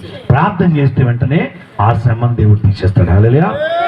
అవును, నాకు అప్పుడు శ్రమ వచ్చింది. మరి ఆ శ్రమలో మరి అమ్మగారు ఆ రీతిగా ఉన్నప్పుడు అది శ్రమ. ప్రార్థన చేశాను, ప్రార్థనలో శ్రమను పోగొట్టాడు. హల్లెలూయా. అలాగనే 14 కూర్చుంది. మీరు ఎవడైనా రోగి అన్నాడు, అతను సంఘ పెద్దలను తెప్పించవలను. వారి ప్రభు నామున అతని 3 రాసి అతని కొరకు ప్రార్థన చేస్తారు. హల్లెలూయా. రోగాల కోసం కూడా ప్రార్థన చేయొచ్చు. ప్రార్థన చేస్తే ఏం కలుగుద్దంటే రోగములు పోవను. హల్లెలూయా. ఆ పోతాయా అని అంటే నేను చెప్పేది ఏం లేదు. ఖచ్చితంగా యేసువారు స్వస్థపరుస్తాడు. అది ఫస్టే చెప్పారు. నమ్ముట నివ్వలనైతే నమ్మువానికి సమస్తమో. ఇది అక్క చెల్లిగా మంచి విశ్వాసం. ఆమెకు రోగం పోయింది బ్రహ్మాండంగా. అక్క కూడా రోగం ఉంది. ఆ రోగం పోవాలంటే పోట్ల చెల్లి అంటే ఏంట నీకు తగ్గింది నాకు తగ్గదేంటి? ఏమొచ్చి నన్ను అడిగింది. చెల్లి వచ్చి ఏంటయ్యా అందరికి తగ్గింది నాకు తగ్గింది, ఇది ఈ మక్క తగ్గదేంటయ్యా? ఆమెకి విశ్వాసం ఉందంటే విశ్వాసం లేదు, అన్ని తిరిగి వస్తుంది. మరి అన్ని తిరిగి వస్తుంది, మరి ఎక్కడ తగ్గుద్ది? నువ్వైతే ప్రభువే కావాలని ప్రభులో ఉన్నావు, అందుకని తగ్గింది. అందుకే అన్నాడు ప్రార్థన చేసేప్పుడు గురితోనే ఉండాలి. నా యేసయ్య ఖచ్చితంగా బాగు చేస్తాడు. ఆయన నమ్మదగిన దేవుడు, స్వస్థపరిచే యేసువారు సముద్రం దగ్గర కాసేపు కూర్చున్నాడు. గల్లీ సముద్రం దగ్గర ఆ చల్లగాలి కానీ అట్లానే కానీ వాళ్ళతో మాట్లాడితే శిష్యులతో సముద్రం దగ్గర కూర్చున్నాడు. అండి కూర్చున్నప్పుడు అంట ప్రభు అక్కడ ఉన్నాడని ఎవరో చూశాడు. చూసేసి అందరూ పిలుచుకొచ్చాడంట. వచ్చేస్తానండి జనం. ఎవరాళ్ళు? కుంటోళ్ళు, గుడ్డోళ్ళు, కుష్ఠవ్యాధిగసులు, అండ్ చేతులు వలస చేతులు గల్లాళ్ళు. తెలుసు యేసువారు స్వస్థపరుస్తాడు. గుంపులకు వచ్చారంట. ప్రభు ఏందయా శిష్యులారా, మనమే బీచ్ దగ్గర కాసేపు కూర్చుంది అనుకుంటానంటే ఎవరైనా కాదనుకోకుండా అడిగిన వారికి అడిగిన అంటే ప్రార్థించిన వారికి ప్రార్థించినట్టుగా అందరినీ స్వస్థపరిచారంట. నిజండి. లూకాసు వార్త ఏడైతే మత్తయి సువార్త, మార్కు సువార్త, లూకాసు సువార్త, యోహాను సువార్త 4 సువార్తల్లో కూడా ప్రభువారి స్వస్థత కార్యాలు చాలా ఉన్నాయి ప్రార్థన ద్వారా. హల్లెలూయా. ఎలాంటి కార్యం అంటే నీకు విశ్వాసం ఉండాలి, కానీ ఎలాంటిదైనా ఆయన జరిగించే దేవుడు ఎలాంటిదైనా జరిగిస్తారు. మన అరుణ గారిని ఒక ఉంటుంది సంఘంలో, చాలా ఉన్నాయి. ఆమె గురించి మచ్చుకు చెబుతాను. ఆ కుమార్తె నిజంగా ఆమె భర్త గారు లేరు, పాపం 2 ఆడపిల్లలు, ఏదో కూలి పని చేసుకుంటూ కాలేజీలో స్వేపర్గా పనిచేస్తూ పోతుంది. ఒక సంవత్సరానికి ఆ కుమార్తెకి ఆ పేగుల్లో పోత వచ్చేసి పేగులని పాడిపోయి గర్భసంచి తీశారని చెప్పారు. వాళ్ళ నాన్నగారు ఆవిడ్ని పాపం మోసుకొని మందిరాన్ని తీసుకొస్తే ప్రార్థనలు చేశాం. అమ్మ ప్రభువుని విశ్వసించు, బాప్తీసం తీసుకుని ప్రభువారు స్వస్థపరుస్తాను ప్రార్థనలు చేయటం మొదలెట్టాం. అంతే. నెల తిరిగి వచ్చారు కదా, ఆ గర్భంలో ఉన్న బాధ అంతా తగ్గిపోయింది. ఇప్పుడు ఆవిడ ప్రార్థనకు వచ్చి నాకు తెలిసి అయితే ఇంత పిల్లప్పుడు వాళ్ళ పిల్లలు వచ్చింది, వాళ్ళ పాప పెళ్ళి అయిపోయింది, శుభ్రంగా ఉన్నారు. ఆమెకి అసలు గర్భంలో బలహీనతే లేదండి. ఇప్పుడు ఆపరేషన్ కూడా చేయాలి. కావాలంటే ఫోన్ నెంబర్తో మాట్లాడతాను. ప్రియులారా, ప్రార్థన ద్వారా, దేని ద్వారా అండి? ప్రార్థన ద్వారా ఆయన బాగు చేసే దేవుడు, స్వస్థపరిచే దేవుడు. ఇంకా ప్రార్థన ద్వారా ఏం జరుగుతుంది? 1 పేతురు 3:12 చదువుతుంది. 1 పేతురు 3:12 ప్రభు కళ్ళు నీతిమంతుల మీదను ఆయన చెవులు వారి ప్రార్థన వైపున ఉన్నాయి. ఆమేన్. Note this point. మీ ప్రార్థన సక్సెస్ అవ్వాలంటే మీ ప్రార్థన దేవుడు వినాలి. కొంతమంది ప్రార్థన దేవుడు వినడు. చెప్పేశాడు కూడా ఒక చోట గ్రంథంలో అంటాడు, నీ మొరపెట్టినా నీ ప్రార్థన నేను వినను. ఎందుకు తెలుసా? నీ చేతులు రక్తముతో నిండి ఉన్నవి, అందుకని నీ ప్రార్థన నేను విన్నా అంటాడు. మన చేతులు రక్తంతో నిండకూడదు. అంటే కొంతమంది భార్యను తన్నితే రక్తం వచ్చేసి కొడతాడు, పిల్లలను కొడితే రక్తం వచ్చేసి కొడతాడు. అలాగా రక్తాపరాధం మన చేతిలో ఉండకూడదు, మన ఇంట్లో ఉండకూడదు. అలా రక్తాపరాధులు ఉన్నా దేవుని దగ్గర మొరపెట్టి ప్రార్థన చేస్తే వినడటండి. అలాగే పేదవారికి అన్యాయం చేసి ప్రార్థన చేస్తే ఆయన వినడు. అలాగే అన్యాయపు త్రాసు అంటే అన్యాయంగా ఉండకూడదు. అంటే భర్తకు ఒక రకంగా, భార్యకు ఒక రకంగా, పిల్లలకు ఒక రకంగా, పెద్దోడికి ఒక రకంగా, చిన్నోడు ఒక రకంగా, ఇలాగా ఇరుగురు వారికి ఒక రకంగా రకరకాలుగా ఉంటారు. ఇట్లా ఉండకూడదు. ఎవరికైనా సమానత్వం ఉండాలి. అంటే మంచితనం అనేది మంచిగా అందరికీ సమానంగా చేయాలి మనం. అలా చేసిన వాళ్ళ ప్రార్థన దేవుడు ఆలకిస్తాడు. అది ఎవరు ప్రార్థన ఆలకిస్తాడంటే ఇలా ఉండి జాగ్రత్తగా నీతిమంతంగా ఉన్న వారి ప్రార్థన ఖచ్చితంగా ఆలకించడం. వాళ్ళ చెవులు, యేసు చెవులు అంటే ఇప్పుడు వాళ్ళ ప్రార్థన ఏంటి అంటే నీతిమంతంగా ఉండాలి, ఎక్కువగా నీతిగా ఉండాలి. నీతిగా ఉండకూడదు. అనీతి క్రియలు ఏమిటి అనేది మనం తెలుసుకొని బైబిల్ ప్రకారం కానీ లేదా నువ్వు ఏ గ్రంథం ప్రకారం అనీతి క్రియలు ఏంటో తెలుసుకొని ఆ అనీతి క్రియలన్నీ తీసేసేయి, విడిచిపెట్టేసేయి. నీతి క్రియలే చేయి. నీతి క్రియలు ఏంటి? బైబిల్ ఏం చెప్పిందంటే ప్రేమ, సంతోషం, సమాధానం, దీర్ఘశాంతం, దయాళత్వం, మంచితనం, విశ్వాసం, సాత్వికం, ఆశయం. యేసు వారు ఏం చెప్పాడంటే ఆత్మీయమై ధైర్యంగా ఉండాలి, సాత్వికమైన మనసాక్షి ఉండాలి, హృదయ శుద్ధి ఉండాలి, కనికరం ఉండాలి, సమాధాన హృదయం ఉండాలి. నీతి నిమిత్తం అంటే మంచి కోసం కష్టమైన పడాలి. ఆమె ఇప్పుడు మీ కూటమి రావటం మంచి కదా, ఇది కష్టమైన వచ్చాడు. నేను ఒక ఆమె అమ్మ ప్రార్థనకు వస్తున్నావు అంటే ఏమత్తాయి గారు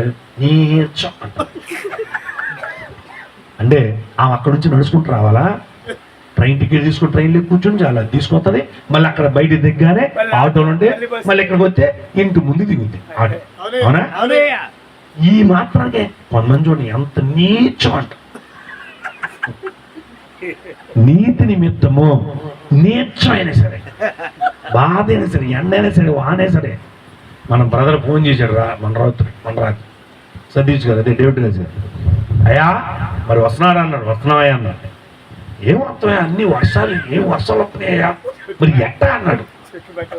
ఆటి పని ఆటిది, మన పని మనది. ఇప్పుడు నది వెళ్తా ఉంటది, ఆగుతామా మనం? వర్షం పడుతుంది తింటాం ఆగుతామా?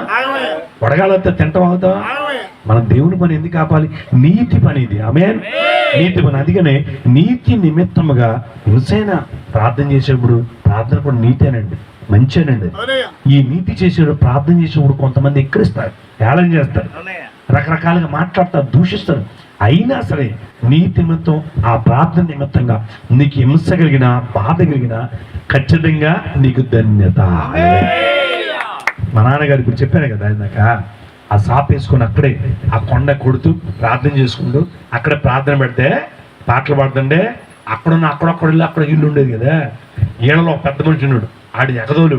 ఏంట్రా ప్రార్థన ఏంట్రా అక్కడ యేసు దేవుడు అని చెబుతాడు. ఎలాంటారా మీదకి పంపించోడు. ఒకడు పారేసుకొచ్చాడు, ఒకడు పొలిగేసుకొచ్చాడు, ఒకడు కర్ర వేసుకొచ్చాడు, ఒకటి చెత్త అంటాడు. కానీ అక్కడే ఉన్నాడు, ఇక్కడికి వచ్చాడు కాదు. మా నాన్నగారు ఏం మాట్లాడు, నువ్వేం 2 ఎకరాల పొలం విడిచిపెట్టేసి 12 సెంటి స్థలం విడిచిపెట్టి ఉద్యోగం రిజైన్ చేసి రమ్మన్నా. వచ్చా ఎడగొస్తే ఆడొస్తాడు, ఈడొస్తాడు. నేనేం తప్పు చేశాను? నువ్వు దేవుడు గొప్పవాడివి, నన్ను బతికించావని చెబుతుంటే మీదకొస్తాడంటే వీళ్ళకి అసలు బుర్రకెలుగుతుందా? అరే బతికిస్తాడా యేసువారు, స్వస్థపరుస్తాడు యేసువారు, నన్ను బతికించాడు, నన్ను చూడండియా. బంగారం అంటే ఉద్యోగం కూడా రిజైన్ చేశానయ్య బాబు, బతుకుంటే చాలనుకున్నాను నేను. ఆయన మాట విన్నానయ్య అని చెప్తుంటే మీదకొస్తాడంటే వీళ్ళు అని. అంటే ప్రభునేవాడంటే నువ్వేం మాట్లాడకు, వాళ్ళు వెళ్ళిపోతారు. అరిసి ఆడు తాగి దిగేదాకా అరిసి వెళ్ళిపోయాడు. అరిసి అది ఆ బాటిల్ ఆ పార్లాట పడేసి చాలా మంది ఇప్పుడు ఆ పేటలు అందరూ బైబిల్ పెట్టుకొని పాస్టర్లు అయిపోయారు. మీకు ఒక మాట చెప్పనా, సీక్రెట్ చెప్పనా? ఈ రోజున పాస్టర్లు అందరూ ఒకరోజు పాస్టర్లను తిట్టినోళ్ళే. ఇది నిజం, నువ్వు అవునన్నా కాదన్నా ఇది నిజం. నేను కూడా పాస్టర్లను తిట్టినోండి. ఎందుకు తెలుసా? అందుకని నేను అంటాను, మిమ్మల్ని ఏమంటానంటే పాస్టర్ల జోలికి వెళ్ళకండి. వెళ్ళి వాళ్ళని ఏమన్నా ఇంకో ఖచ్చితంగా నిన్నే పట్టుకుంటాడు, నీ వెనకాల తిరుగుతాడు దేవుడు. ఎప్పటికైనా సరే తీసుకొచ్చి బైబిల్ పెట్టేస్తాడు. నిజండి, మా ఇంటి ఎదురుగా ఉండేవాడండి అక్కడ. ఎంత రౌడీ అండి, మంచి కూడా ఎంత ఎత్తుంటాడు. పార్లు తీసుకొచ్చి నాన్నగారు మైక్ పెట్టి డ్రమ్ము కొడితే అంటూ చూడు. అసలు నిజం బలంగా ఉండేవాడండి. ఇప్పుడు పెద్ద గేద ఉంటుంది, మాళీ గేదను తలకెట్టి పట్టుకుని తెక్కిపోడు. అది అనువద్దు మనకైతే, అంత బలశాలి. ఓ టైం వచ్చినప్పుడు అండి అసలు ఎట్ట మారాడో తెలియదండి. ఓ రోజు వైట్ డ్రెస్ వేసుకొని బైబిల్ పెట్టుకుని వెళ్తా ఉన్నాడండి. డ్రమ్ము సంకలు వేసుకుని పెద్ద చర్చి కట్టించాడండి. అంతే. ఇవాళ ఆ పేట మొత్తం మా నాన్నగారు అది మైకి గొట్టం పెట్టి ప్రార్థన పెట్టాడు. ఒక ఆయన ఇటు దిప్పు, అటు నుంచి ఒక అటు దిప్పు, ఇటు దిప్పు, అసలు పీకండి అన్నాడు. ఇప్పుడైతే మా చుట్టూ మైకులే. ఏం మైకులు? మేమేమో లోపల పెట్టేసుకునేక. ఇప్పుడు మనందరం లోపల పెట్టుకుంటాం. ఇప్పుడు వాళ్ళు డీజేలు పెట్టి ఆ రోజు తిట్టిన వాళ్ళందరూ ఈ రోజు పెద్ద పెద్ద డీజేలు పెట్టి దేవుడు అని చెప్తారు.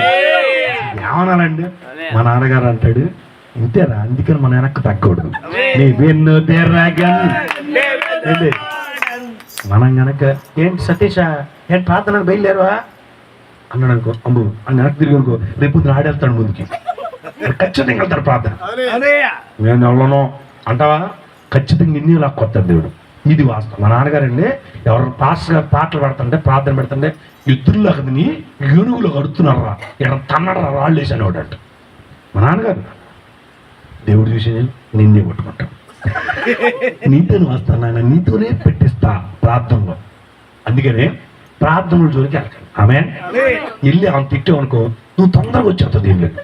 అలా కాకుండా సైలెంట్గా ఉన్నావు అనుకో, నీ పని మీదే, ఎవరి పని అవుతుంది. హల్లెలూయా. నిజమండి. ఇప్పుడు పేట మొత్తం ప్రార్థనలండి, అసలు కదిలితే ప్రార్థనలండి. నిజం. ఇప్పుడు వాళ్ళు అంటారు, అండి పాస్టర్ గారు ఏంటి మీ మైక్ అసలు బయటికి కనపడదు, మా చూడండి ఎలా పెడతా ఉంటారండి. మరి ఆ రోజు మూసింది వాళ్ళే. మీరు లోపల పెట్టుకుని ఇవాళ వాళ్ళే పెద్ద పెద్ద సౌండ్లు పెడతారండి. మా ఇంట్లో చర్చిలకు తడతడు ఆ పక్కన ఉంటారు డ్రోన్, అక్కడ పెడతారండి వీళ్ళు. ఈ బ్యాచ్ అంతా మారిపోయిన బ్యాచ్ అంతా. ఆ రోజున కత్తులు కటార్లు వేసుకొచ్చినాడండి. చర్చిని తీసేస్తాం, పిక్కేస్తాం, లేపేస్తాం అన్నారండి. కానీ వాళ్ళే పెద్ద పెద్ద చర్చిలు వాళ్ళ పక్కనే కట్టుకున్నారు. హల్లెలూయా. కారణం ఏంటంటే మీరు చెప్పండి, మీరు చెప్పండి, ఎందుకని ఇలా మారిపోతున్నారు? ప్రలోభాలా? డబ్బు ప్రలోభం? అదా ఇదా? ఇప్పుడు మేము వస్తున్నాం, మణి గారికి ఎంత కట్టలు ఇచ్చి వెళ్తున్నాం ఏంటన్నా? మాకు ఛార్జీకి ఆయిల్కి ఇస్తే చాలు మాకు. ఆమెకు అయి కూడా లేక మళ్ళీ మాకు ఫోన్ చేసాయా, ప్రార్థన చేయండి అయ్యా, రేపు కోటం అయ్యా, ఛార్జీలు లేవయ్యా, మీకు ఆ కారుకి ఆయిల్కి ఇవ్వాలయ్యా, మళ్ళీ భోజనం ఖర్చు అయ్యా, డబ్బులు లేవయ్యా, ప్రార్థన చేయండి అయ్యా. ఇదండి మా బాధలు. అంతగానమ్మ ప్రార్థన చేస్తాను, దేవుడు ఇస్తాడు, అలాగే ఇస్తున్నాడు. ఆ ప్రకారం వెళ్తా. కొంతమంది ఏంటంటే మొత్తం ఇప్పుడు చేస్తున్నారు, అంక డబ్బులు ఇచ్చి, ఏమ్మా డబ్బులు ఇస్తున్నాను నీకు, మాట్లాడండి, మాకే లేక మేము బాధపడుతున్నాం, మాకు వచ్చింది మాకే సరిపోతుంది, మేము ఇంకా 10 మందికి ఇస్తాం, మాకు ఎక్కడ డబ్బులు ఇచ్చి అవి ఇచ్చి మార్చాల్సిన అవసరం మాకేం కర్మ? మీరు చెప్పండి, మాకేం అవసరం? ఇప్పుడు అటు పడిపోతున్నాం, ఇటురా అమ్మా, ఇటురా, ఇక డబ్బులు తీసుకో, నువ్వు మారు అని అంటే మాకేం అవసరం అండి? ఎందుకు? నువ్వు ఎట్టపోతే మాకెందుకు అని అనే కదా. నువ్వు ఎట్టపోతే మాకెందుకు? మాకు కావాల్సింది మేము శుభ్రంగా ఉంటే చాలు. మా బ్రతుకులు మాకు కావాలనుకున్నాం, మేము అనుకున్నాం, ప్రభు వైపు చూసాం. ప్రభు వారు ఏమన్నాడంటే, భయపడకు, నేనున్న తోడుగా నువ్వు నాతో అన్నాడు. మేము ఆయనతో ఉన్నాం, ఆయనతో నడుస్తున్నాం, ఆయన ప్రేమించాం, ఆయన రక్షణ పొందాం, ఆయన చక్క స్థలం నడిపిస్తున్నాడు. మేము బాగున్నా అంటే నువ్వు చెప్పవా? అంటే సతీష్ గారు షర్ట్ బలే ఉంది, ఎక్కడ కొన్నావు అని అడగనా? నేను అడగను, నువ్వేమంటా? అడగబా అంటావా? ఫలానా చందన బారస్లోను బొమ్మన బారస్లోను కొన్నానే అని చెబుతావు, అవునా కదా? అప్పుడు ఏమనిపిస్తుంది తేజకి, నేను కూడా తెచ్చుకున్నాను చెప్తుంది. అట్లా జరుగుతున్నది ఇది కూడా. ఏంటంటే, బాగున్నావండి, మొన్న ఎట్టున్నాడుగా మీ అబ్బాయి, ఎలా మారాడండి అన్నప్పుడు నేను చెప్పనా? నా ఏసే మార్చాడండి, నా పిల్లల్ని మారుస్తాను, మారిపోయాడని చెప్తానా? అప్పుడు ఆలంపై నేను క్లియర్గా ఇది చెప్తున్నాను, చెప్తాను ఏనండి. ఇది ఒకటి చెప్పి ముగిచేస్తాను. కారు అండి, మా కారు ఇన్నోవా కారు, వెనకాల లారీ కూడా వచ్చి వెనక నుంచి ఆనిచ్చాడు. ఆనెత్తి ఏమైందంటే కారు సొట్టబడిపోతే మా మెకానిక్ ఫోన్ చేస్తే, ఆటనగర్ రండి సార్, అక్కడ ఆ పెయింట్లు వేసేవాడు ఉంటాడు, సొట్ట తిప్పాడు, పెద్ద మంచి మెకానిక్ సార్. అక్కడికి వెళ్ళాం. ఆడికి వెళ్ళేసరికి పాస్టర్ గారు అన్నాడు, అతను కూడా చూశాడు, అన్ని మాట్లాడేసుకున్నాం. 2 సార్లు ఆయన దగ్గరికి వెళ్ళాం. మరి చూసుకోవాలిగా, బండిని చూసుకోవాలిగా. వెళ్తున్నప్పుడు నిజంగా కాలు సొట్ట ఎందుకు పడింది, ఆయన దగ్గరికి వెళ్తాకేమో. ఆయన అన్నాడు, మీకు ఎంతమంది పిల్లలండి, ఇట్లా అండి చెప్పాం. చెప్తే మా చిన్నోడండి మారలేదండి, చాలా ఇసుకిచ్చాడండి, చాలా భయంకరంగా తిరిగాడండి, ప్రభు దైవాలు మారిపోయాడండి అని 2 మాటల సాక్షి చెప్పాం. ప్రభువారంటే మాకు చాలా ఇష్టం అంటే ఆ టెంకరింగ్ మేస్త్రి, పెయింట్ మేస్త్రి అలాగే చూశారు. చూసి 2 రోజు మళ్ళీ వెళ్తే అన్నాడు కదా, అయ్యా మీ దండం పెడతానయ్యా, ఆ ప్రార్థన ఏదో మాకు కూడా చేసి పెట్టండి అన్నాడు. అయ్యా అన్నా, మీరు చెప్పారే నిన్న, మా వాడు కూడా ఒకడు ఉన్నాడండి. అమ్మో, ఆడికి లేని అలవాట్లు లేవయ్యా. పెళ్ళి లేదు, చిన్న కుర్రాడు, వాడిని ఆపలేకపోతున్నాం. అమ్మో, ఎంత డబ్బు పోసాను వీడికి, వాడికి హాస్పిటల్కి రాటి కానీ వాడు మారాలని ఇంట్లో అందరూ కొట్టేస్తాడు. అమ్మ లేదు, చెల్లి లేదు, అక్క లేదు, అసలు అంత భయంకరంగా ఉన్నాడయ్యా. అయ్యా మీరు కాస్త అంత ప్రార్థన చేస్తారా? నేను చేయటం కాదయ్యా, నువ్వు ప్రభువుని నమ్ముకో, నీ కుమారుడు బాగుపడతాడు. అలాగేనయ్యా, మా చర్చికి తగిలితే రండి, లేదంటే ఎక్కడికన్నా వెళ్ళండి మీ దగ్గర ఉంటే.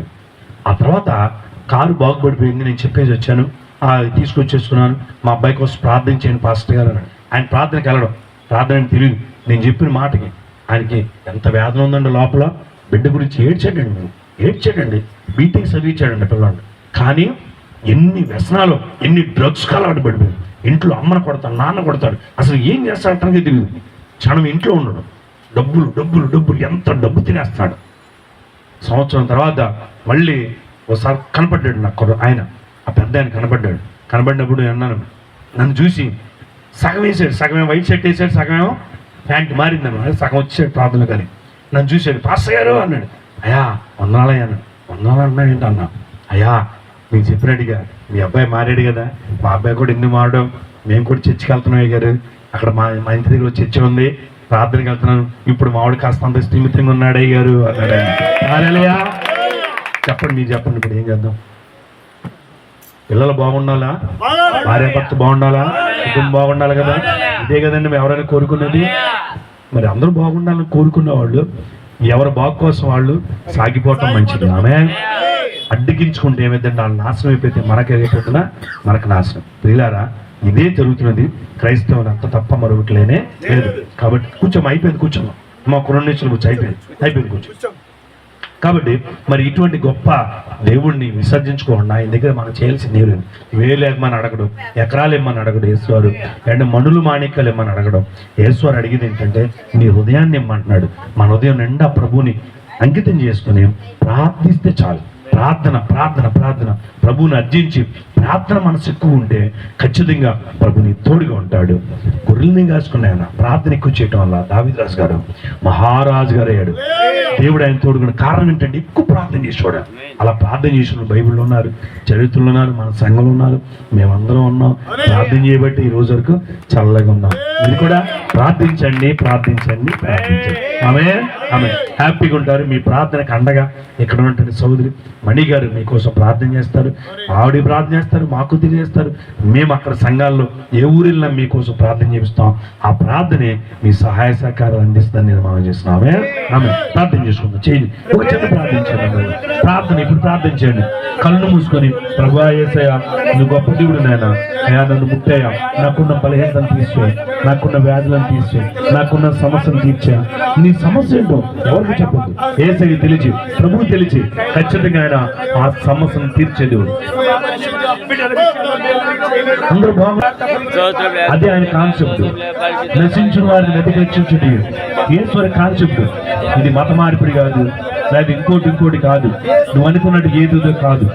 ఇది ఖచ్చితంగా కుటుంబాల్లో మనశ్శాంతి, శాంతి, సమాధానం, బిడ్డల మార్పు, కుటుంబాల మార్పు, సంతోషకరమైన జీవితం కోసం ప్రార్థన ప్రార్థన ప్రార్థన ప్రార్థన. నీ మతం ఏం మార్చుకోవచ్చు, నీ స్థితిగతిని ఏం మార్చుకోవచ్చు. ప్రభు వైపు చూడండి, ప్రభు నీ హృదయంలో సంతోషంగా అంగీకరించు చాలు. ఆయన నిజమైన దేవుడిని నమ్ము చాలు, ప్రభు దగ్గర ప్రార్థించు చాలు. నీకున్న బాధను సహాయం చేస్తాడు, శాంతి సమాధానం ఇస్తాడు, ఆయుధాలు ఇస్తాడు. ఆయనకు సాధ్యం లేదు. కృపామేడు ప్రేమగా లేవా నీ పాదాలకి వేలాది కోట్లాది స్తుతులుస్తాడు. మధ్యాహ్న కాలం ముందు కోటము దీవించే సహాయం, మణి గారిని వారి ఫ్యామిలీని దీవించే సహాయం, ఎంతగానో నీ ఎందు విశ్వాసం ఉందో. ప్రతి సంవత్సరం ఈ కూటమి పెడుతుండగా బిడ్డపట్ల మేలు తెచ్చి ప్రతిచ్చని కాల్చి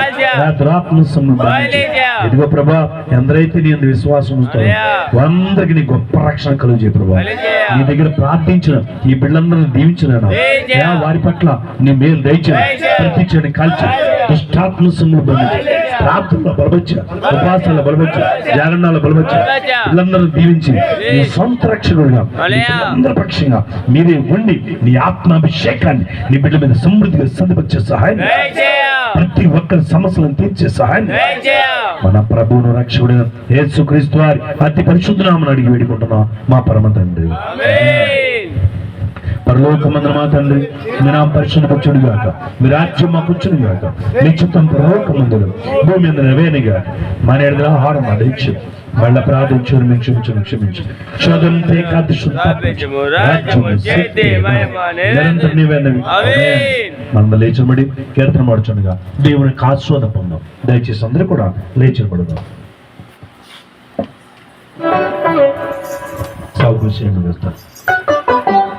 జయ జయ యేసయ్య పాపుల రాక్షయ ప్రభు నీకే స్తోత్రము స్తోత్రము. జయ జయ యేసయ్య పాపుల రాక్షయ పాపి కోసం పరమ పాదమును విడచి మనిషిగా మామూలు పాపి కోసం పరమ పాదమును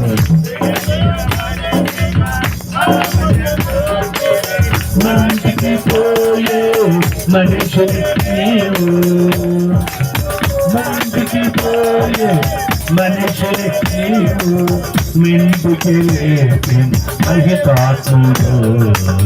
జయ జయ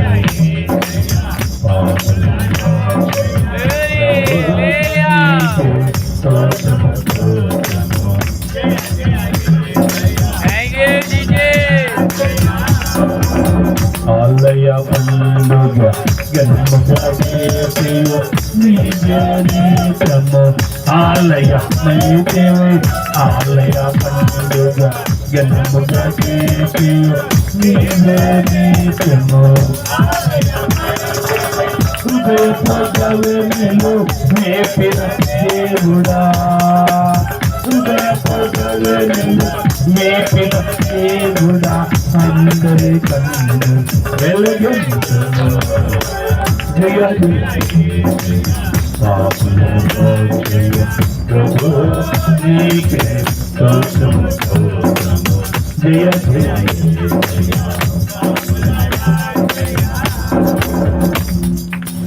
నలభైన వారిలో గలెలతో గోపతి అయినా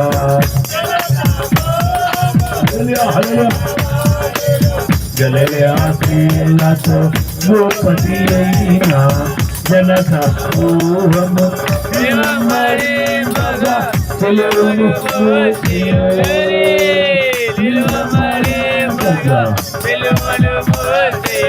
కలువరి గణ విజయము. జయ జయ పాపుల రాక్షయ ప్రభు నీకే స్తోత్రము స్తోత్రము. జయ జయ పాపుల రాక్షయ.